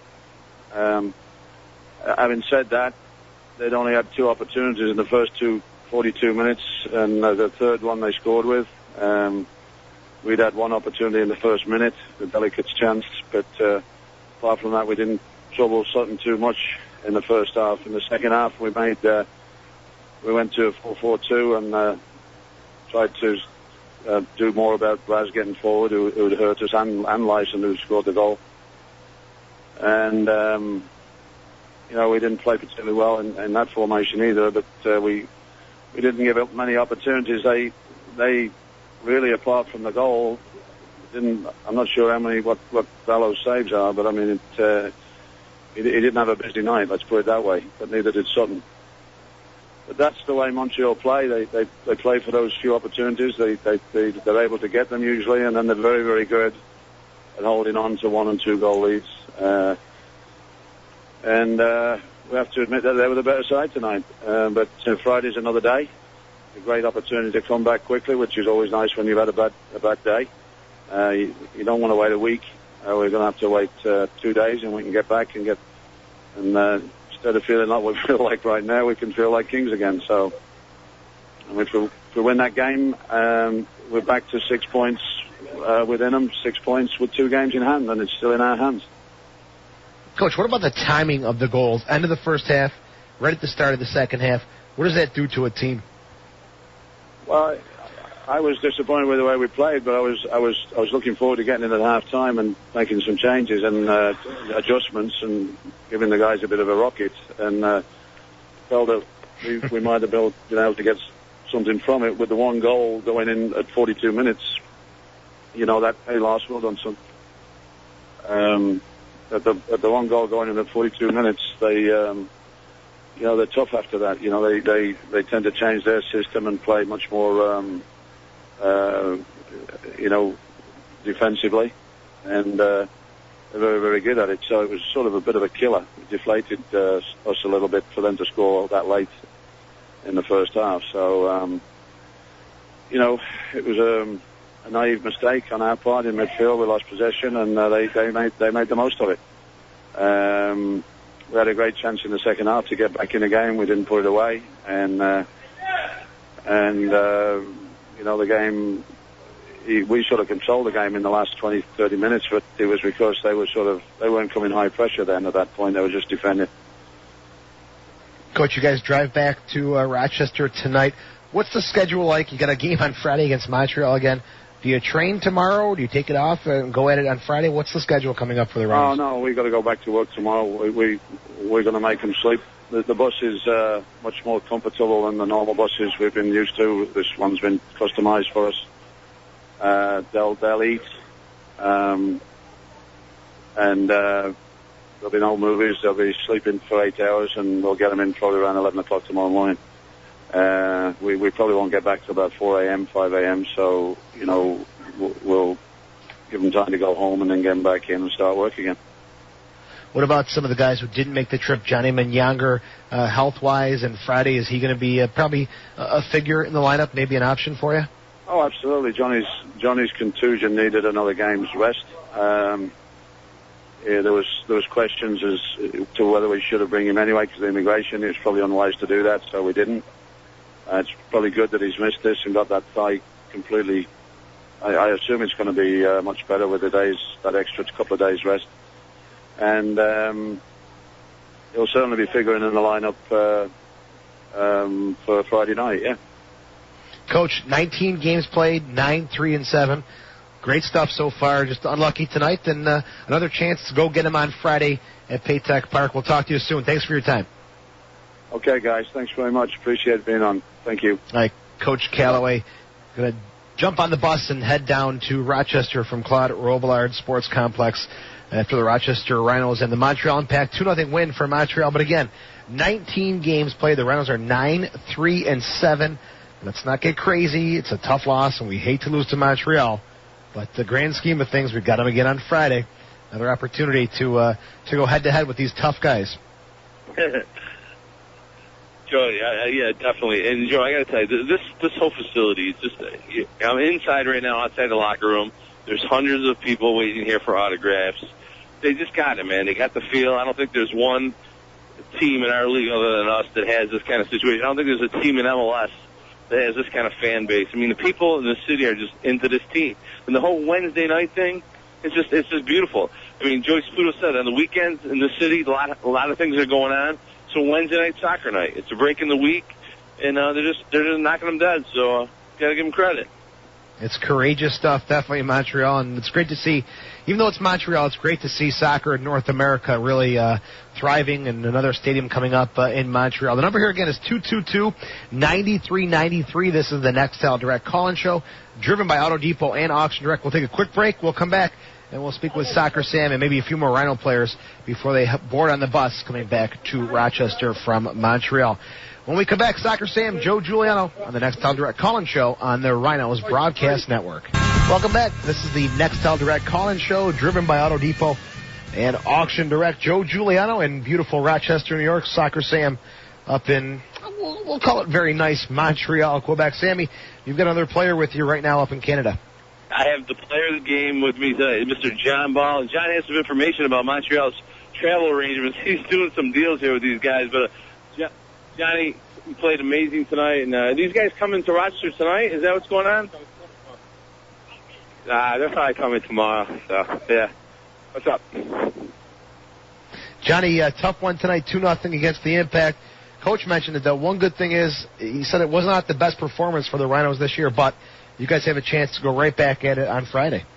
Yeah, that's the best thing about this. We don't have to dwell on this forever. We'll just take the bus ride home and regroup as a team, and hopefully we show up at home. It was kind of embarrassing the way we showed up today and playing the first half, but, the best thing about it is we get to come out on Friday and play. From Scotty Vallow, Matthew Delicott, and Coach, sounds like Impact came out with a lot more pressure than maybe was expected. Did you feel that same way? Yeah, well, the weather was beautiful, and the last couple of games we played in heat wave, so it seemed like our team was in a heat wave, and it looked like we were in quicksand in the first half. And, when you go down 1-0 in Montreal in front of 14,000, that's it's a tough hole to climb out of. And, we put ourselves in that. We just had to, I don't mind. We got to regroup as a team and, start liking each other and get along, and we'll do all right. So what do you think? What was lacking from the Rhinos tonight? It didn't sound like they got too many opportunities up top. One quick one by Delicott, but other than that, Becky hit the crossbar once, I think, and then it sounded like a pretty quiet night up top. Yeah, it just seemed like every time we got into the final third, it was the last pass was lacking. We gave balls away, and we just make mistakes after mistakes. And against a quality team like this, it's gonna cost you. Against Atlanta, you can do that. Against the Toronto, you can do that. But against the Montreal, you gotta come with your A game. Here's a chance to go in first place, and we just gotta stack up and play. And it didn't seem like we did that. Well, that chance is still there. 2 games in hand, a big one on Friday. We'll get you right back into that battle. Have a safe trip home, and we'll talk to you on Friday at Paytech Park. Thanks a lot. I hope you guys can see you. It'll be a big game. Doug Miller night, so it'll be fun. All right, Johnny Ball, thanks a lot. As usual, always first class coming on either the halftime show or post-game show. John Ball, who Soccer Sam said was the player of the game. So, Sammy, with some big words there. He did. Sammy, you're back with us? I'm back with you. Charles Becky, you got to get on the bus, man. Charles, was that a goal? What happened there? It was a goal. It was a goal. Yeah, it was a goal. Isn't that the second time that happened? Last time Montreal, same thing. They called the goal back. It's something. What happened? The referees don't like you here? What's going on? I think it's a conspiracy against King Kong, Charles Becky. No, I think it's a goal. I think we got to do better. Basically, and I got to put myself in position to score goals for the team. That's all. All right, Charles. All right, get on the bus before you get fined, man. I ain't paying the fine again, Charles. All right, Charles, King Kong Becky. I don't know, man. He says it was a goal. It depends, Joe, how you look at it. Hopefully we'll see the replay and we'll see what happens there. That's a tough one, especially Becky, formerly of the Impact. Then there was talk about him possibly being traded back to Montreal, so I'm sure he wanted to show well tonight. And he's a first-class guy, though. Sounds like he's upset, but still got some pep in his voice. Yeah, really, it's got to be tough for a player to know you're in a locker room and they're thinking about trading you and, the pressure of coming in and playing harder and trying harder. But, hey, he did his best when he came into the game. And Charles is, he's a real deal. He just got to, get back into the groove. At the beginning of the year, he was in the groove. He's got to get back in. And any good forward, that happens. Sometimes you lose that groove. But I tell you one guy that's always in the groove, the man for the Rhinos, Mr. Matthew Ford, Executive Vice President of the Rhinos, the Rattlers, and Paytech Park. Mr. Ford made the road trip here to Montreal. Your thoughts on not only the facility and the attendance, but the game itself? Sam, it was almost like a playoff atmosphere tonight. A full house, and Montreal were up for it, and we never really fired on all cylinders till 30 minutes to go in the game. So. It was a good experience coming here and seeing everything. I wish we'd have played better, but, Montreal are doing good things in the league, and, we can all learn from those teams that are doing good things. Matthew, it's Joe Giuliano. How are you doing tonight? Good, Joe. How are you? My sympathies. Driving up with Soccer Sam and driving back, it's going to be a long day for you. It has been a long day already. I've got a few more gray hairs than when I started, but, Sam's got a nifty navigation system in his car, so I think we'll be okay. We talked about Becky before you came on, and Connolly Adosian possibly talks of trading to Montreal for Salas, but you guys were working so hard at possibly putting a trade together, but with the guaranteed contracts and such, why is it so difficult to pull the trigger on something like this? What was some of the, maybe not every detail, but some of the behind-the-scenes information? What was going on with the trade situations? I don't want to get into it too much, but it's, when you're talking about trading, players, there's a lot to consider. Teams have to look at contracts and guarantees and particulars and do currency transfers and it's not always apples to apples because different teams have different, incentives and things, built into contracts. So, I think at the time we were ready to make some things happen, and they weren't as eager, and then the tables kind of turned, and we've got what we've got now, and we've got to make it work. And Charles is a big asset, and he's perhaps trying a little too hard right now, but he's obviously proven in the first dozen games of the season that he can perform, he can do it, he can be that target man that plays off of Delicate, and we're looking for him to find that form again. You guys are really seem to be very service-oriented now, having the town hall meeting. Up to this point, your assessment how Paytech Park and things are going so far? It's a long journey. It has been, obviously, to get the place open, and it will continue to be a journey for us, and we are looking to make positive changes, and that's why we had the fan forum and got the feedback, and I spent much of the trip riding up with Sam reading over the fan surveys that we asked the season ticket holders to take, and some great feedback there in large numbers. We've had close to 500 people take the survey, and wow. Now I can see, actual comments and look, at, what the top concerns are and what the top likes are and what, people, like over Frontier Field and what they dislike, about the new stadium and, whether they like the music and whether they like the dance team. All those things I'm getting to see, in large, quantities of feedback now. So it's good to see, and with that information, we can make positive changes. Friday night, a huge night. Not only Montreal coming to town, but a first-class move by the organization, Doug Miller night. Talk about what fans can expect, come this beautiful evening at Paytech Park. Well, we have lots in store for that night. Obviously, it's a big game, as Laurie mentioned on the show earlier. We win Friday. We're back 6 points behind Montreal with 2 games in hand. It's always nice to have the points on the board, but this game Friday is as big as ever, especially after the defeat tonight. So we have enough incentive there, but obviously the festivities are kind of spiced up by having Doug Miller in for his night. We're going to recognize him in many, many different ways. I'm not going to spoil all the surprises, but we will be officially retiring his jersey and unveiling it at Paytech Park, and we have a few other things in store for Doug and the fans, which truly will pay tribute to a guy that put this franchise on the map, scored so many goals, put us in position to win championships and won championships for us. So it's a great thing we're doing. We're glad Doug is coming out and enjoying it, and bringing a lot of his friends and family, I know, too. So I think it's going to be a good night for everybody. Well, Matthew, we appreciate your hard work. Everything seems to be falling into place, and I feel bad for you, though. 5 hours with Soccer Sam. Better you than me. Good luck. Thanks, Joe. I think I'm going to ask Sam to go to sleep in the back, and I might drive home. There you go. Good idea. Good night. Thanks, Matthew. We'll talk to you on Friday. All right, Matthew Ford joining us here on the post-game show. Sam, I took a couple shots at you. I feel bad you make fun of me all the time. It's like embarrassing. My wife listens to the show. She cries and stuff. It's like I tell my students. My driving abilities, disabilities. Don't forget your wig. I'm doing the best I can with the ability I have, Joe. Your wig. Don't forget your wig. Well, I got my wig washed today. It looks better. Here's what I tell my students. If I love you and I tease you a lot, it means I love you. That means you love me if you tease me. You're the best. You're the best, buddy. Thank you. Hey, Joe. So, Sam, what do you think? We wrap this thing up? I can't wait to Doug Miller thing. I'm going to give me I wear a medium jersey. I'm going to get a medium. Well, I'm going to probably get 3X because I like to wear them a little bigger. But I'm going to get number 19 and run around the stadium and pay tribute to the man, the myth, the franchise, Mr. Doug Miller. 4-5-4 kick. All you coaches better be there. And, Joe, you better wear the 19. You promised you would. You got it for sure. All right, brother. Sammy, thanks for all your help on the pregame show. Great work on the postgame show, getting players and your analysis, as usual, on the mark. Thanks for everything, buddy. Thanks, Joe. Good night. All right, Soccer Sam, driving back from Montreal, 5 hours. As Matthew Ford said, he'll put Sammy in the trunk and he'll drive himself. If he's smart, that's what he'll do. No, just kidding.